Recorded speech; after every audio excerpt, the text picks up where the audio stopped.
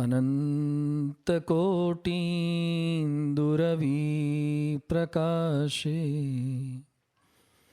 धाम्न्यक्षरे मूर्तिमताक्षरेण सार्धं स्थितं मोक्तगणावृतं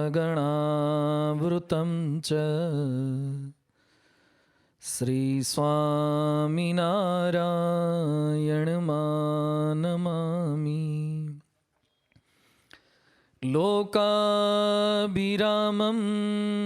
रणरङ्गधीरं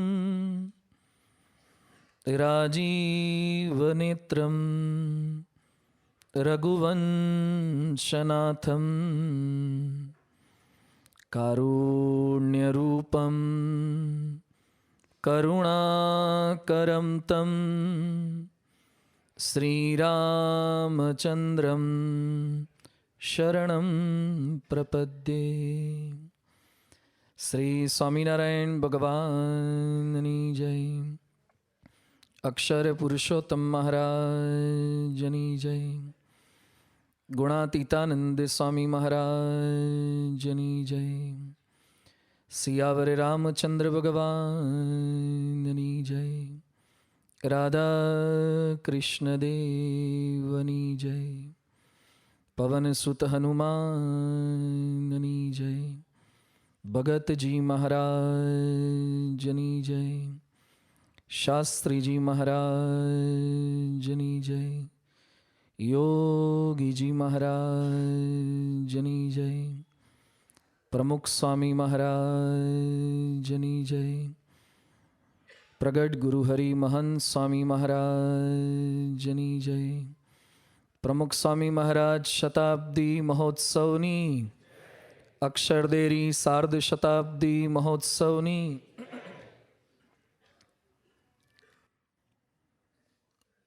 જેઓની ઉપસ્થિતિ માત્રથી જ આપણને માનવતાની પ્રેરણા પ્રાપ્ત થાય છે એવા પૂજનીય સંતો અને આર્ષ પ્રવચનમાળાની અંદર અવિરત જેઓ લાભ લેતા રહ્યા છે, જેઓ માનવતાના માર્ગે ચાલ્યા છે, છતાં પણ હજુ કંઈક સવિશેષ જાણવાની પામવાની જિજ્ઞાસા ધરાવે છે એવા સર્વે શ્રોતાજનો સૌ કોઈને જય સ્વામિનારાયણ। આજના પ્રવચનનો વિષય છે માનવતાના મર્મગ્ન ભગવાન શ્રી રામ। કવિ શ્રી ઉમાશંકર જોશીએ કહ્યું છે, જે પ્રજા તેની વિભૂતિઓનું ઉચિત સમયે સન્માન અને સ્મરણ નથી કરતી તે પ્રજા મહાન માણસો પ્રાપ્ત કરવાની શક્તિ ગુમાવી બેસે છે। જે પૂર્વજો થયા છે, જે મહાન પુરુષો થયા છે, એનું સમયે સમયે સન્માન કરવું જોઈએ, એનું સ્મરણ કરવું જોઈએ, તો શ્રેષ્ઠ પ્રજા ઉત્પન્ન કરવાની શક્તિ એ માનવ જાતની અંદર બચે છે। એટલે જ સમયે સમયે આપણે ક્યારેક સરદાર જયંતી અને ગાંધી જયંતી ઉજવીએ છીએ, મહાન પુરુષોને યાદ કરીએ છીએ।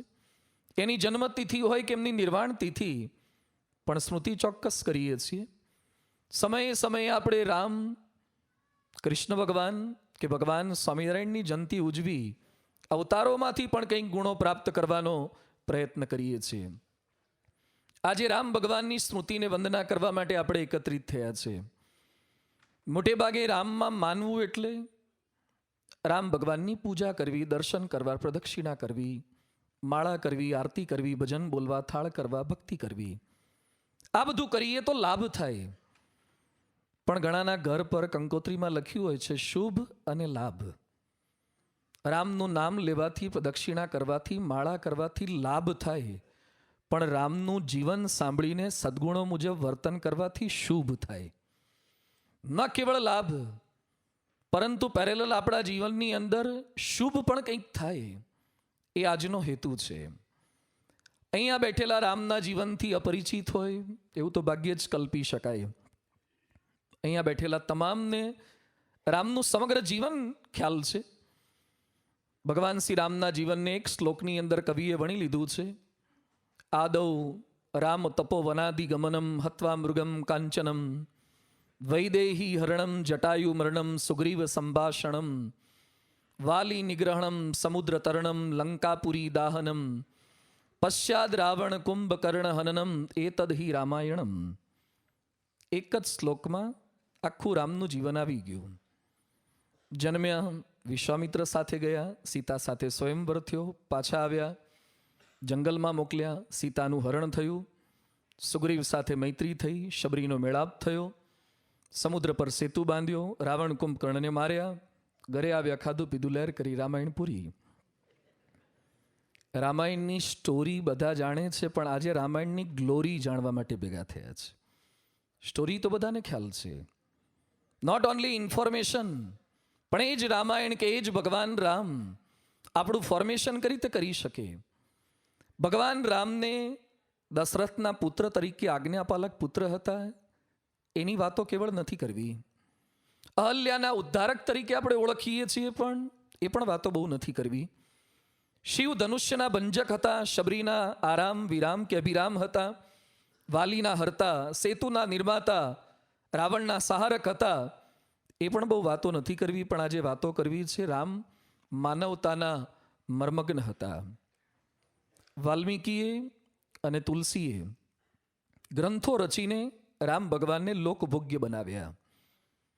વિશ્વના સેંકડો દેશોની અંદર ભગવાન મૂર્તિ સ્વરૂપે, શાસ્ત્ર સ્વરૂપે, લેખ સ્વરૂપે, અરે કેટલાય શહેરોના નામ રામ ભગવાનના નામ પ્રતિ હોય છે. ગામના નામ હોય, વ્યક્તિના નામ હોય, મુદ્રિકાઓ હોય છે. રામ સેંકડો દેશોની અંદર પહોંચી ગયા છે, યુગો સુધી અમર રહેવાના છે. આજે કેવળ રામને, એમનો વિસ્તાર કેટલો છે એ જાણવાનો આજનો પ્રયાસ નથી, પણ રામના માર્ગને જાણવાનો પ્રયાસ છે. રામાયણ એટલે રામસ્ય અયનમ ઇતિ રામાયણમ. રામનું જવું તે. રામ કયા માર્ગે ચાલ્યા હતા? સર્ચ કરો ગૂગલમાં. અયોધ્યાથી નીકળ્યા અને લંકા સુધી રામનો માર્ગ કયો હતો? ગૂગલ રામનો ભૌતિક માર્ગ બતાવશે, પણ વાલ્મીકીને તુલસીએ રામનો આધ્યાત્મિક માર્ગ બતાવશે. ખાલી સ્થૂળ માર્ગે તો બીજો માણસ પણ કોપી કરી શકે છે, પણ રામનો માર્ગ હતો માનવતાનો માર્ગ. શા માટે આ માનવતાની વાતો કરવી છે? સોક્રેટિસના શિષ્ય હતા ડાયોનિસિયસ. એકવાર બપોરે 12 વાગે નીકળ્યા શહેરની અંદર કંઈક શોધવા માટે, પાછા ફાનસ લઈને નીકળ્યા. 12 વાગે ફાનસની કોઈ આવશ્યકતા હોતી નથી, છતાં એ 12 વાગે ફાનસ લઈને નીકળ્યા. જેટલા માણસો મળે એને પૂછે કે તમે કોણ? તો પહેલો મળ્યો કે હું ડૉક્ટર. બીજાને પૂછ્યું તમે કોણ? હું એન્જિનિયર. ત્રીજાને પૂછ્યું તમે કોણ? વેપારી. જેટલા મળ્યા હજારો લોકોએ પોતાના આવો પરિચય આપ્યો, એક પણ વ્યક્તિ એમ ન બોલ્યો કે હું માણસ છું. ક્યાંક પાણીની અછત છે, ક્યાંક તેલની અછત છે, ક્યાંક પેટ્રોલની અછત છે, ક્યાંક રોકડ રકમની અછત છે. માણસાઈની અછત તો લગભગ બધે જ છે. એટલે છાપામાં લખવું પડે છે, વી વોન્ટ હોલી મેન. અમારે સારા માણસો જોઈએ છે. એક અમેરિકન ચિત્રકાર થઈ ગયા જેમ્સ વિસ્લર. એના પ્રશંસકે એને પ્રશ્ન પૂછ્યો કે તમે હંમેશા સમુદ્રના ચિત્રો કેમ દોરો છો?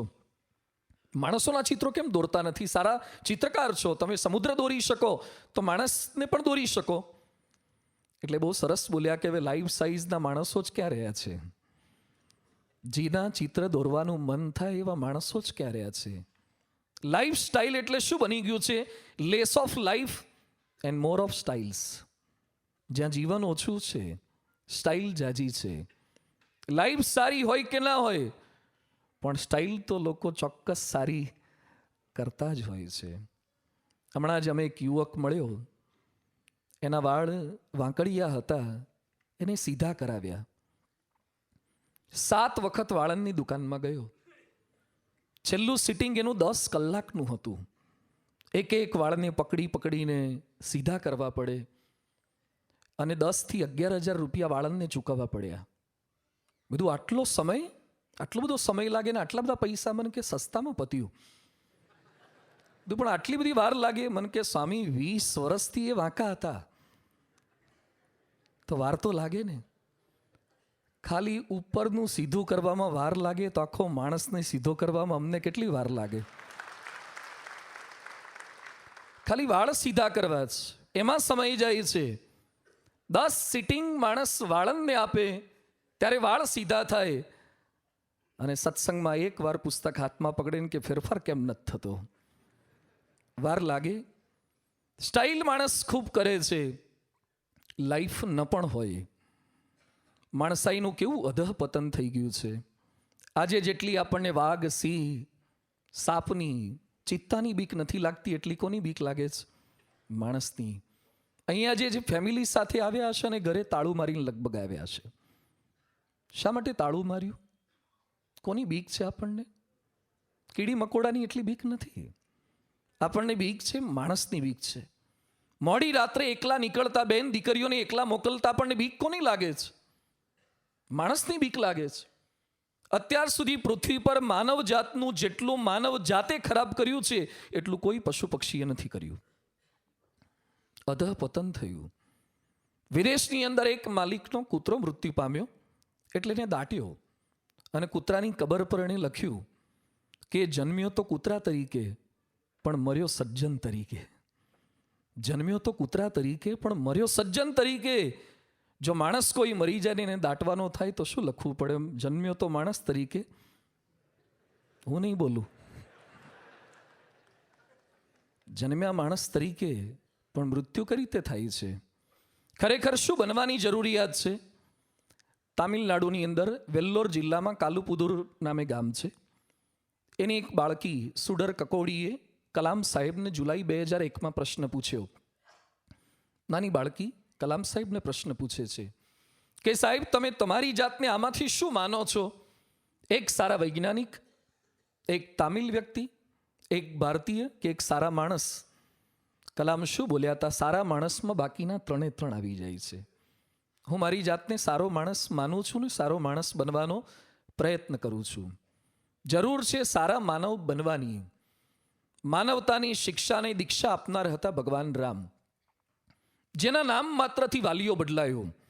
નામ માત્રથી, રામ નામ બોલવાથી વાલીઓ વાલ્મીકી બન્યો. જે માણસ મારતા ક્યારેય નહોતો અચકાતો એ ક્રૌંચ પક્ષીનો વધ જોઈ અને વ્યથિત થઈ ગયો. શોકઃ શ્લોકત્વમ આગતઃ. શોક એનો શ્લોકની અંદર પરિવર્તિત થઈ ગયો. જેના સાનિધ્ય માત્રની અંદર લોકોને ભયની અનુભૂતિ થતી હતી એ જ વાલ્મીકીના આશ્રમમાં સગર્ભા સ્ત્રીતા સીતા એ નિર્ભયતાની અનુભૂતિ કરે. જે કુસંસ્કારી હતો એના જ આશ્રમમાં રામના જ બાળકો લવકુશને સંસ્કારની દીક્ષા અપાય. કેટલું પરિવર્તન! કઈ કક્ષાનું પરિવર્તન! એ રામનો પ્રભાવ ને પ્રતાપ હતો. ભગવાન શ્રી રામ માટે રામાયણમાં લખાયું છે, રામ એક તાપસ્તીય તારી નામ કોટી શત કુબુદ્ધિ ઉધારી. રામે પોતાના જીવનની અંદર એક શિલાનો સ્પર્શ કર્યો અને અહલ્યા પાછી કરી પતિત પાવની પોતે બન્યા હતા. એમના વ્યક્તિગત સ્પર્શથી એક સ્ત્રી તરી હશે, પણ એમના નામથી તો લાખો લોકો તરી ગયા છે. લાખો લોકો પરિવર્તન પામ્યા છે. ઘણીવાર આપણે ગુજરાતીમાં બોલીએ છીએ કે રામ નામે પથરા તરે. ઇતિહાસ છે, પણ અત્યારે પથરાને તરાવવાની ક્યાં જરૂરિયાત છે? હવે તો બોટોય તરે છે, સબમરીન તરે છે, ઘણું તરે છે, ઉડે છે. પથરા તાર્યા એ રામની મોટપ નથી, પણ પથરા જેવા જીવોને તાર્યા ને એ એમની મોટપ છે. પથ્થર જેવા જડ સંજ્ઞાને પામેલા એવા માણસોને માનવતા બક્ષી છે, એમની મોટપ છે. નીલકંઠવાણીએ સિંહને વશ કર્યો, વિડીયોમાં આપણે જોઈએ છીએ. લોકો રાજી થઈ ગયા, સિંહ વશ કર્યા. પણ નીલકંઠ શું બોલ્યા કે આવા એક સિંહને નહીં, મારે તો ગુજરાતમાં જઈને નરસિંહને વશ કરવા છે. જે નરમાં સિંહત્વ પડેલું છે એ લોકોને મારે વશ કરવા છે. યોગીજી મહારાજને કોઈકે સમાચાર આપ્યા કે બાપા વડાપ્રધાન કેનેડીનું મૃત્યુ થયું છે અને જો આપ ઐશ્વર્ય વાપરીને ચમત્કાર કરો ને એમને જીવતા કરી દો ને તો પરચો થઈ જાય, લોકોને ખૂબ ભાવ થઈ જાય. યોગી બાપા કે આજે આપણે એકને જીવતા કરીએ તો કાલે લોકો કૂતરા ને ગધેડા ને ઘોડા બધું લઈ આવે. આપણે મરેલાને જીવતા કરવા નથી આવ્યા, પણ જે જીવતા મરેલા છે ને એને પાછા જીવતા કરવા છે. જે જીવતા મરેલા છે, ભજ્યો નહીં ભગવાન મૂરખ જીવતા મર્યો. એની અંદર માનવતા બક્ષવી છે. મહાપુરુષોના જીવનનો મોટો ચમત્કાર એ પથ્થરને તરતા કરે નથી, એ મરેલાને જીવતા કરે નથી. જેની મુમુક્ષુતા માનવતા મરી પરવારી છે એને જાગૃત કરી શકે એ મોટો ચમત્કાર છે. રામના જીવનમાં કેટલાક ચમત્કારોનો ઉલ્લેખ વાલ્મીકીમાં કે તુલસીમાં આવે છે. એ ચમત્કારો, એ ચરિત્રોની વાતો નથી કરવી, પરંતુ એમની માનવતાને આપણે માણવી છે. ભગવાન હતા, પરંતુ એ માનવ તરીકે જીવ્યા છે. માનવીય મર્યાદાઓ માનવોની વચ્ચે, માનવીય સ્વભાવોની વચ્ચે રહ્યા છે, છતાં પણ એમને સંપૂર્ણ માનવતા દાખવી છે. એને આપણે સમજવી છે. માનવતાના મર્મને સમજીએ પહેલા માનવતાને સમજીએ. માનવતા બહુ વિશાળ શબ્દ છે, શબ્દ નાનો છે, પણ વ્યક્તિએ પરિભાષા બદલાઈ શકે છે. પણ સાર સ્વરૂપે સમજીએ તો નક્ષિક પવિત્રતા એટલે માનવતા, પ્રામાણિકતા એટલે માનવતા, નિયમ પ્રત્યેની પ્રતિબદ્ધતા એટલે માનવતા, પરોપકારિતા એટલે માનવતા, પરસંવાદિતા એટલે માનવતા, અને બધું કરવા છતાં પરમાત્મનિષ્ઠા એટલે માનવતા. આ માનવતા છે. ભગવાન શ્રી રામની માનવતાને 3 પેટા વિષયોથી આપણે સમજવાનો પ્રયત્ન કરીશું. જેમ કોઈક વ્યક્તિ પૈસાદાર છે, સમૃદ્ધ છે, એ શેના આધારે આપણને ખ્યાલ આવે? એક એની વસ્તુઓ પરથી ખબર પડે, એના વ્યવસાયથી ખબર પડે, અને ત્રીજું એ કઈ વ્યક્તિઓ સાથે રહે છે એના પરથી ખબર પડે. કોઈકના હાથની અંદર 2 આઈફોન હોય એટલે સમજવાનું જ હોય. 15-20 તોલા સોનું ગળામાં લગાડ્યું હોય, સમજવાનું જ હોય. ઓડી BMW ગાડી પાર્ક થયેલી હોય, સમજવાનું જ હોય. વસ્તુઓ પરથી ખબર પડે કે એ સમૃદ્ધ છે. વ્યવસાય પરથી ખબર પડે, જેની કંપનીમાં 1000 માણસો કામ કરતા હોય, વ્યવસાય પરથી ખબર પડે કે સમૃદ્ધ છે. અને જેની ઉઠક બેઠક ઉદ્યોગપતિઓ સાથે હોય, એવા મંત્રીઓ સાથે હોય, તેના સંગ પરથી, વ્યક્તિઓ પરથી ખબર પડે કે મોટેરો છે, સમૃદ્ધ છે. એમ રામ ભગવાનની માનવતા એ કયા વિષયથી આપણે સમજી શકીએ? તો રામ ભગવાનના વિચારથી ખબર પડે, એમના ઉચ્ચારથી ખબર પડે, અને એમના આચારથી ખબર પડે.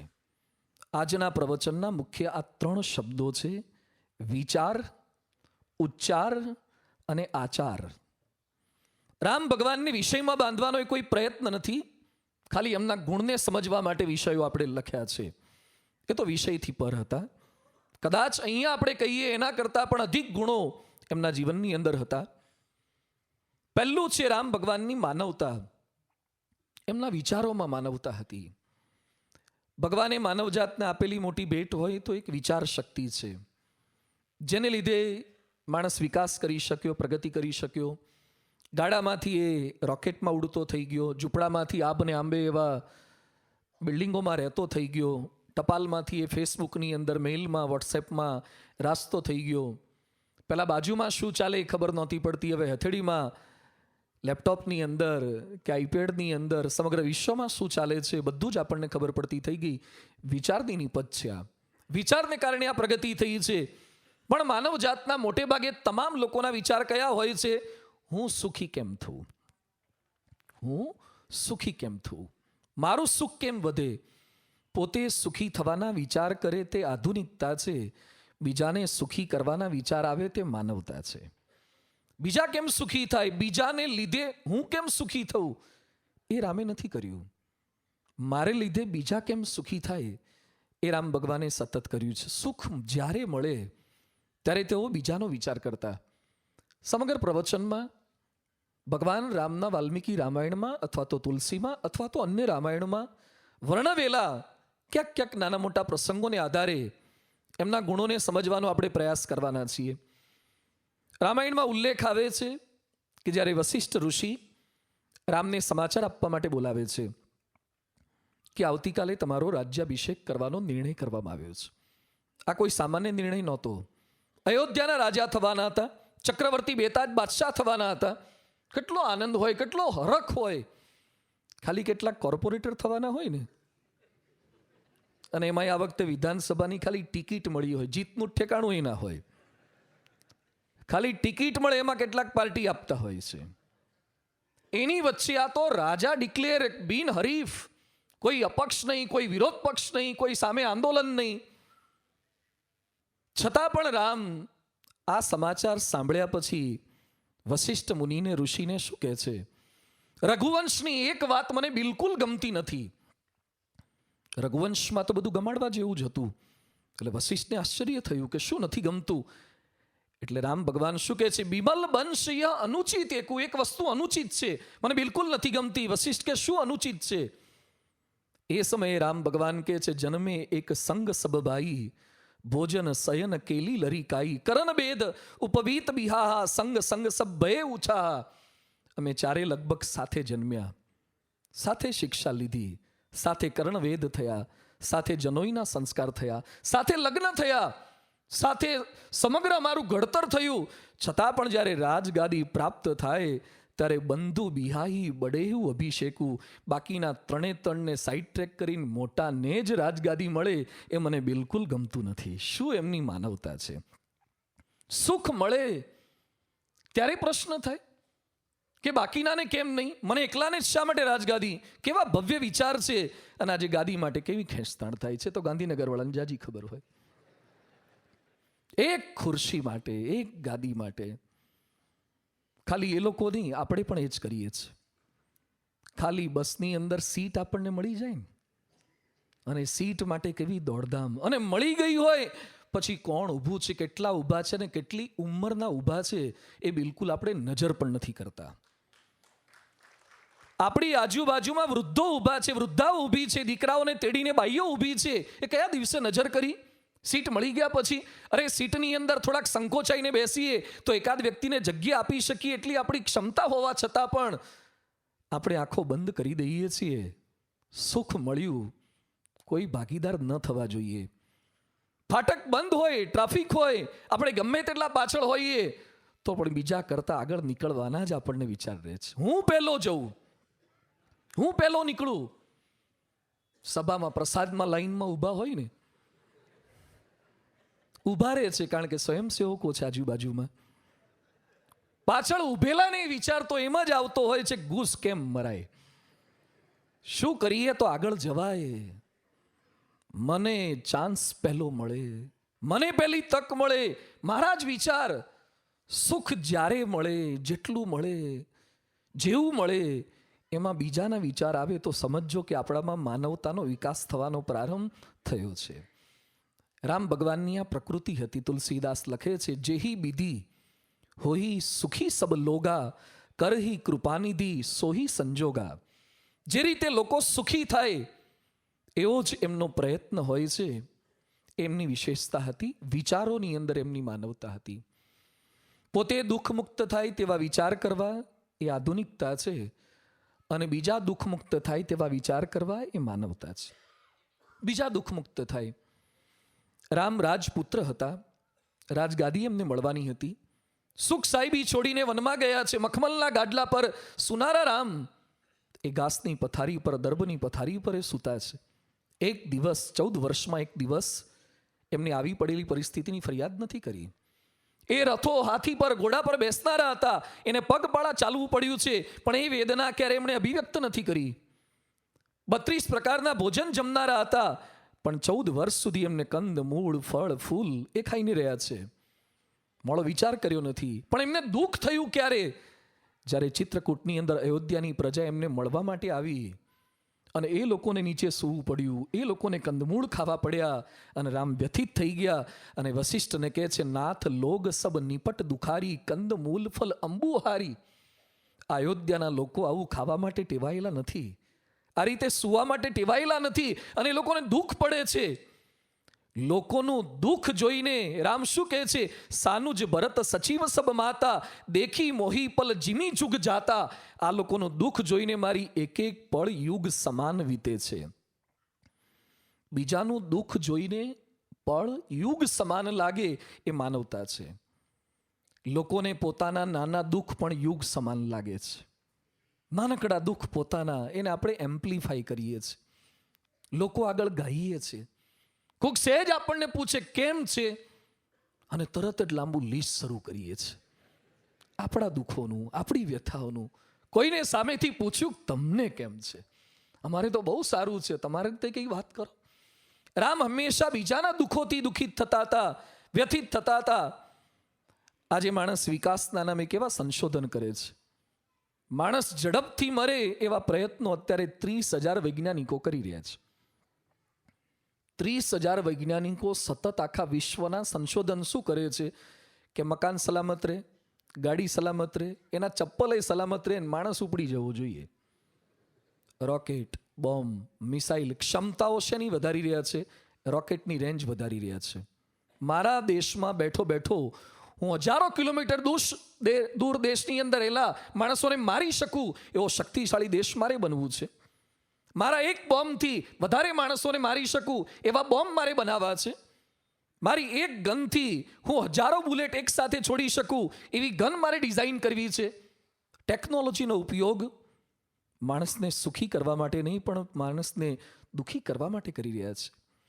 બીજાના દુઃખ જોઈને કેટલાક રાજી થાય છે. દુઃખે દુઃખી થવું તે માનવતા છે. દુઃખમાંથી સુખ માટે પ્રયત્ન કરી આપવો એ તો એના કરતાં પણ અધિક માનવતા છે. પરમ પૂજ્ય પ્રમુખ સ્વામી મહારાજ 90ના વર્ષની અંદર લંડનમાં બિરાજમાન હતા અને રાત્રે 1:30-2 વાગે અચાનક જાગી ગયા. સેવકે જાગીને જોયું તો સ્વામીજી પ્રાર્થના કરતા હતા, તાળી વજાડીને ધૂન કરતા હતા હળવે સાદે. અડધો કલાક સુધી ધૂન ચાલી. સુવા જતા હતા, હાથ આપ્યો, ખબર પડી ગઈ. પૂછ્યું શું કરો છો? કંઈ નહીં, છુપાવવાનો પ્રયત્ન કર્યો, છતાં પણ આગ્રહ કર્યો. ત્યારે સ્વામીજી શું બોલ્યા કે ગુજરાતમાં દુકાળ છે, વરસાદ નથી પડતો, દિવસે તો સમય નથી રહેતો, તો રાત્રે ભગવાનને પ્રાર્થના કરું છું કે ગુજરાતમાં દુકાળમાં કોઈ દુઃખી ન થાય, ભગવાન સાનુકૂળતા કરી આપે. લંડનની ઠંડીમાં રાતના 1:30-2 વાગે ગુજરાતમાં જે દુકાળથી દુઃખી જ છે બધા જ સૂતાતા, અને જે સુકાળમાં સૂતાતા એ રાત્રે જાગી જાગીને ભજન કરે છે, પ્રાર્થના કરે છે. 87ના સાલમાં પ્રમુખ સ્વામી મહારાજ રાજકોટથી થોડેક આગળ બેડી રતન પર પધાર્યા અને પેલા એક પાંજરાપોળની અંદર એક બળદની આંખમાં આંસુ જોઈ ગયા અને પ્રમુખ સ્વામી મહારાજ ખૂબ વ્યથિત થઈ ગયા. સંતોને બોલાવ્યા અને સ્વામી કહે છે આપણે બળદો માટે કંઈક કરવું છે. એટલે આપણો વિષય છે બળદો કંઈક. સ્વામી કે બળદો માટે કંઈક કરીએ, કેટલ કેમ્પ ખોલીએ. લગભગ 5 જેટલા કેટલ કેમ્પ ખોલ્યા, 10,000થી વધારે બળદોને સાચવ્યા. સ્વામી કે મારા તમામ સંતોને હું બળદોની સેવામાં જોડી દઈશ. અન્નકૂટના ઉત્સવો સામાન્ય કર્યા, પરંતુ સંતોને, કાર્યકર્તાઓને બળદોની સેવામાં જોડ્યા. જે એક પશુનું, પક્ષીનું દુઃખ સહન ન કરી શકે, કોઈને દુઃખી જોઈ શકતા નથી. પ્રમુખ સ્વામીજીને પૂછ્યું કે આપને કયો વિચાર ક્યારે નથી આવ્યો? કોઈ દુઃખી થાય એવો ક્યારે અમને વિચાર નથી આવ્યો. બીજાના ભલામાં આપણું ભલું. ભગવાન શ્રી રામના જીવનમાં આ હતું. પોતાના સુખમાં પણ એમણે બીજાના વિચાર કર્યા છે અને બીજાના દુઃખની અંદર પણ પોતે કરી તે મદદરૂપ થઈ શકે એ વિચાર કર્યા છે. આ એમની વિચારોમાં માનવતા હતી. પ્રથમ વિષય છે વિચારોમાં માનવતા. બીજો વિભાગ છે રામના ઉચ્ચારોમાં માનવતા. ભગવાને માણસને આપેલી બીજી વિશિષ્ટ કોઈ ભેટ હોય તો આપણી વાણી છે, આપણા ઉચ્ચારો છે. બીજા પશુ પક્ષી કંઈક ને કંઈક બોલી શકે છે, વિચારી શકે છે, પણ આપણા જેવી વાણી, આપણા જેવા ઉચ્ચારો, આપણા જેવા પ્રકારો એ ભગવાને બીજા કોઈને નથી આપ્યા. પણ છતાં હૃદય પર હાથ મૂકીને કહો કે સવારથી સાંજ સુધી આપણા ઉચ્ચારો કેવા હોય છે? પામરતા ભર્યા, પશુતા ભર્યા અને ક્યારેક તો દાનવતા ભર્યા. આપણી વાણીમાં, ઉચ્ચારમાં ભાષા શુદ્ધિ ચોક્કસ હોય છે, પણ ક્યારેક ભાવ શુદ્ધિ નથી હોતી. ભાષા શુદ્ધિ હોય છે, ભાવ શુદ્ધિ નથી હોતી. માણસનું વજન ખાલી વજન કાંટાથી નથી થતું, એના વચન પરથી પણ થાય છે. આપણા વચન એ આપણું વજન કરી આપતા હોય છે. રામના ઉચ્ચારની અંદર જોડણી, સંધિ, વ્યાકરણ શુદ્ધિ કઈ હતી એનો ઉલ્લેખ નથી, પણ રામના ઉચ્ચારોની અંદર ભાવ શુદ્ધિ હતી, માનવતા હતી, નિષ્કપટ વાણી હતી. આપણા ઉચ્ચારમાં ક્યારેક આપણા અહંકારની, અનીતિની બદબુ આવતી હોય છે. આપણા ઉચ્ચારોમાં ક્યારેક મમત્વ અને મિથ્યા આડંબરની ગંધ આવતી હોય છે. રામ ભગવાનના ઉચ્ચારો એ નિષ્કપટ ઉચ્ચારો હતા. રામાયણમાં લખે છે, રામ રાજ્ય સભા ભરીને અયોધ્યાના તમામ પ્રજાજનોને ભેગા કરીને શું વાત કરે છે? સુનહું સકલ પુર જન્મ બાની, કહું ન કુછ મમતા ઉર આની, નહીં અનીતિ નહીં કછુ પ્રભુતાઈ, સુનહું કરહું જો તુમ હી સોહાઈ. રામ ભગવાન અયોધ્યાના તમામ લોકોને એકત્રિત કરીને કહે છે, હું જે કઈ વાત તમને કરું છું એ મમત્વ રહિત છે. મારે કોઈ મમત્વ નથી, મારી કોઈ વાતમાં અનીતિ નથી, મારી કોઈ વાતમાં કે શબ્દમાં અહંકાર નથી. એમના ઉચ્ચારો એ મમત્વથી, અનીતિથી, અહંકારથી રહિત હતા. લગભગ આવી જ વાત ભગવાન સ્વામિનારાયણે મધ્ય પ્રકરણના 13ના વચનાવતમાં કરી છે. આ જે વાત અમારે કરવી છે તે દંભે કરીને નથી કરવી, માને કરીને નથી કરવી, પોતાની મોટપ વધારવા સારું નથી કરવી, પણ કોઈકને સમજાઈ જાય તો એના જીવનું રૂડું થાય એના માટે વાત કરવી છે. આપણા ઉચ્ચારોથી બીજાનું સારું થાય એ માનવતા છે. ભાંગેલા હૈયા મજબૂત થાય, તૂટેલી તિરાડો સંધાય એ માનવતા છે. કેટલાકની વાણી જોડવાનું કામ કરે ને કેટલાકની વાણી તોડવાનું કામ કરે છે. કેટલાક લોકો પ્રગટાવાના હોશિયાર હોય છે અને કેટલાક બુજાવાના હોશિયાર હોય છે. આપણી વાણીથી શું કાર્ય આપણે કરીએ છીએ? ઉચ્ચારમાં સારું કરવાની ભાવના હતી પણ હઠાગ્રહ બિલકુલ નહોતો. રામ ભગવાન શું કહે છે?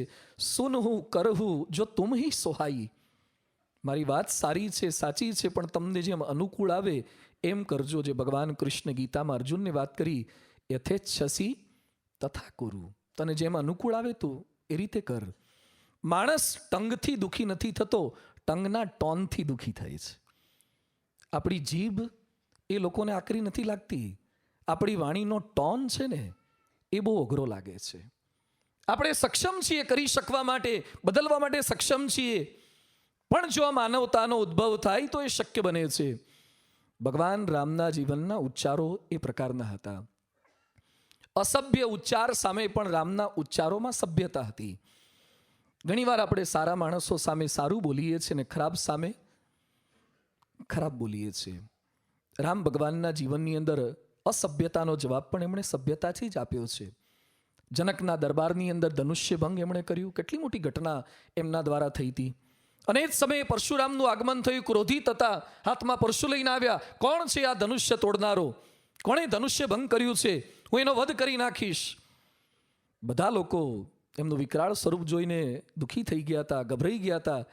એ સમયે રામ ભગવાન હાથ જોડીને પ્રણિપાત કરતા શું કહે છે? નાથ શંભુ ધનુ ભંજન હારા, હોઈ કેવું એક દાસ તુમારા. જેણે આ શિવ ધનુષ તોડ્યું હશે તો તમારો કોઈક દાસ જ હોય ને, બાકી કોણ તોડી શકે? આટલું પરાક્રમ એમણે કર્યું હતું, છતાં પણ પરશુરામના ગુસ્સાનો જવાબ એમણે શેનાથી આપ્યો છે કે શિવ ધનુષ તોડનારો તમારો કોઈ દાસ હશે. બોલો, શી આજ્ઞા છે? આક્રોશ સામે આદર ભાવે ક્યારેય ચૂક્યા નથી. આપણે જે વર્તમાન સમાજમાં જીવીએ છીએ એમાં પરિસ્થિતિ શું છે? કોઈક આપણને ગાળ બોલે તોનો જવાબ શેનાથી આપવાનો હોય? લગભગ ગાળથી. ઈંટ કા જવાબ બોલો તો બધા. આ જ આપણે કરીએ છીએ. થાય એવા થઈએ તો ગામ વચ્ચે રહીએ. ટીટ ફોર ટેટ. ખાલી તમે કાર પાર્કિંગ કરવા ગયા અને અયોગ્ય જગ્યાએ કાર પાર્ક કરી અને સ્વયંસેવક તમારી પાસે આવે અને પૂછે, આ કોણે કાર પાર્ક કરી છે?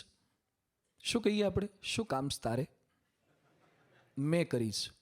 તાકાત હોય તો અડીજો, હલઈ તો જો. રામ ભગવાને શિવ ધનુષ્ય તોડ્યા પછી આવો જવાબ આપી શક્યા હોત કે મેં તોડ્યું છે, થાય કલ્લો. જે શિવ ધનુષ્ય તોડી શકે એ પરશુરામને સીધા ના કરી શકે? કરી શક્યા હોત. અસભ્યતા સામે પણ એમણે ઉચ્ચારોમાં હંમેશા સભ્યતા દાખવી છે. આપણામાં કેટલી સજ્જનતા છે, આપણામાં કેટલી ભલાઈ છે, એનો પરિચય સામેવાળો ભૂંડાઈ કરે ને ત્યારે થાય. નોર્મલ કન્ડિશનમાં તો આપણે બધા ભલા જ છીએ, પણ સામેવાળો ભૂંડાઈ કરે એ સમયે આપણામાં કેટલી ભલાઈ છે એનો પરિચય મળી જાય. રામ ભગવાનના ઉચ્ચારોમાં માનવતા આ પ્રતીત થાય છે. બીજી રામ ભગવાનના ઉચ્ચારોની વિશેષતા એ હતી કે હંમેશા એમની વાણીમાં, એમના ઉચ્ચારમાં લોકોએ કરેલા ઉપકારોનો આભાર માનવાની વાત અચૂક આવે. કોઈનાએ કરેલા અલ્પ કાર્યને પોતે ક્યારે ભૂલતા નહીં. રામ ભગવાન વાનરોને એકવાર ભેગા કરીને શું કહે છે? સુરદો મે ભવંતસ્ય શરીરમ ભ્રાતરસ તથા યુષ્માભિ ઉદદ્રુતશ્ચાહમ વ્યસનાત કાન નૌકસઃ. તમે મારા મિત્ર છો, તમે જ મારા ભાઈ છો, તમે જ મારું શરીર છો, તમે મને સર્વ સંકટથી બચાવ્યો છે. તુમારે બલ મેં રાવ માર્યો, તિલક વિભીષણ કહ મુનિ ધાર્યો. તમારા બધાના સહકારથી તો મેં રાવણને માર્યો. વાનરોને કેટલી ક્રેડિટ આપે છે, વાનરોને ભેટ સોગાદ આપે છે. રામ હનુમાનજીને કહે છે, સુનુ કપિતો હી સમાન ઉપકારી નહીં કો સુર નર મુનિ તનુધારી, પ્રતિ ઉપકાર કરો કા તોરા, સન્મુખ હોઈ ન સકત મન મોરા. રામ હનુમાનજીને કહે છે એક એક કસ્ય ઉપકારસ્ય પ્રાણન દાસ્યામી તે કપે. હે હનુમાન, તારા એક એક ઉપકારના બદલામાં મારે મારા પ્રાણની આહુતિ આપવી પડે ને એટલી મદદ તે મને કરી છે. મારા પ્રાણ આપું તો પણ ઓછા છે. મહાપુરુષો પોતે જ બધું કરવા માટે સમર્થ હોય છે. એમના જ પ્રભાવથી, એમના જ પ્રતાપથી બધું થતું હોય છે. છતાં પણ યશ કોને આપે છે? સાથીઓને આપે છે, સેવકોને આપે છે. આ એમની માનવતા છે. 81નો ઉત્સવ, 85નો ઉત્સવ, 92નો યોગી શતાબ્દી મહોત્સવ, 2007નો ઉત્સવ કે અક્ષરધામનો ઉત્સવ કે મંદિરો, બધું જ કેવળ બાપાના સંકલ્પથી, એમની સાધુતાથી, એમના ઈશ્વરીયથી થતું. છતાં પણ આપણે છેલ્લા દિવસની સ્વયંસેવક સભાઓ જોઈ છે. એ સભામાં બાપા હંમેશા શું બોલતા કે જે કંઈ થયું છે એ બધા સંતોને, સ્વયંસેવકોની સેવાથી થયું છે. હું તો ખાલી આસન શોભાવતો, તમને બધાને કરોડ કરોડ દંડવત કરું તો પણ ઓછા છે. આ એમની માનવતા હતી, એમની માનવતા હતી. એમના પ્રત્યેક ઉચ્ચારોની અંદર બીજાને યશ આપવાની વૃત્તિ, દરેકનો આભાર માનવાની વૃત્તિ, જે આપણે નથી દાખવી શકતા. આપણે શું બોલીએ, એમાં શું દાડમારી કરવાનું જ હોય ને. ભેગો શેના માટે આવ્યો હતો? મદદ કરવા તો આવ્યો હતો. આપણે ક્યારેય કોઈના પ્રત્યે આભારની લાગણી સહજતાથી, છૂટથી પ્રદર્શિત નથી કરી શકતા. રામના ઉચ્ચારોમાં એ માનવતા હતી. માણસ જ્યારે એને અન્યાય થાય ત્યારે ઉચ્ચારોમાં બદલાવ ચોક્કસ બતાવે છે.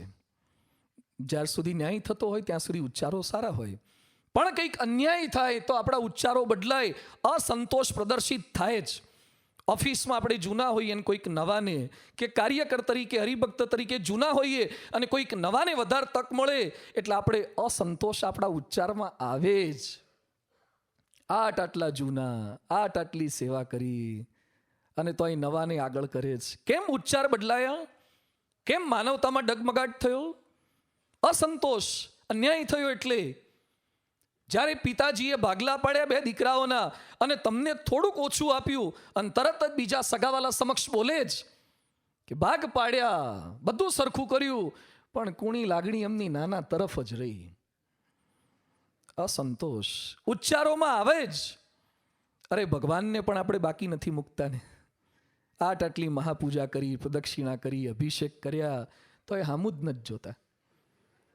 આપણા ઉચ્ચારોમાં આપણે ભગવાનને પણ છોડતા નથી. અસંતોષ. રામને અન્યાય થયો છતાં પણ એમના કોઈ ઉચ્ચારોમાં ક્યારે અસંતોષની લાગણી નહોતી દેખાતી. વનવાસની આજ્ઞા થઈ, રાજ્યને બદલે એમને વનમાં જવાનું હતું. આ સમાચાર રામ ભગવાન કૌશલ્યાને આપવા માટે એમના કક્ષમાં ગયા. કૌશલ્યાને ખબર નહોતી કે આવી ઘટના બની ગઈ છે. છતાં પણ રામ કૌશલ્યા સમક્ષ, પોતાની માતા સમક્ષ કેવી વાત કરે છે. પિતા દિન મોઈ કાનન રાજુ, જહ સબ ભાંતિ મોર બડકાજુ. હે માં, મારા પિતા દશરથે મારી સાથે બહુ સરસ પક્ષપાત કર્યો. ભરતને સામાન્ય નાનું સરહદવાળું રાજ્ય આપ્યું, મને તો બ્યુટીફુલ બોર્ડરલેસ વર્લ્ડ આખું વન આપી દીધું. મને સંત સમાગમ કરવાની બહુ ઈચ્છા રહેતી. હું રાજ્યમાં રહેત તો સંતો જ્યારે રાજ્યમાં આવે ત્યારે સંતોનું સમાગમ થાત. મુનિ મન મિલનું વિશેષી બન સબહી ભાંતિ હિત મોર. મને ઋષિ મુનિઓની વચ્ચે જ મૂકી દીધો એટલે હું રોજ સંત સમાગમ કરી શકું.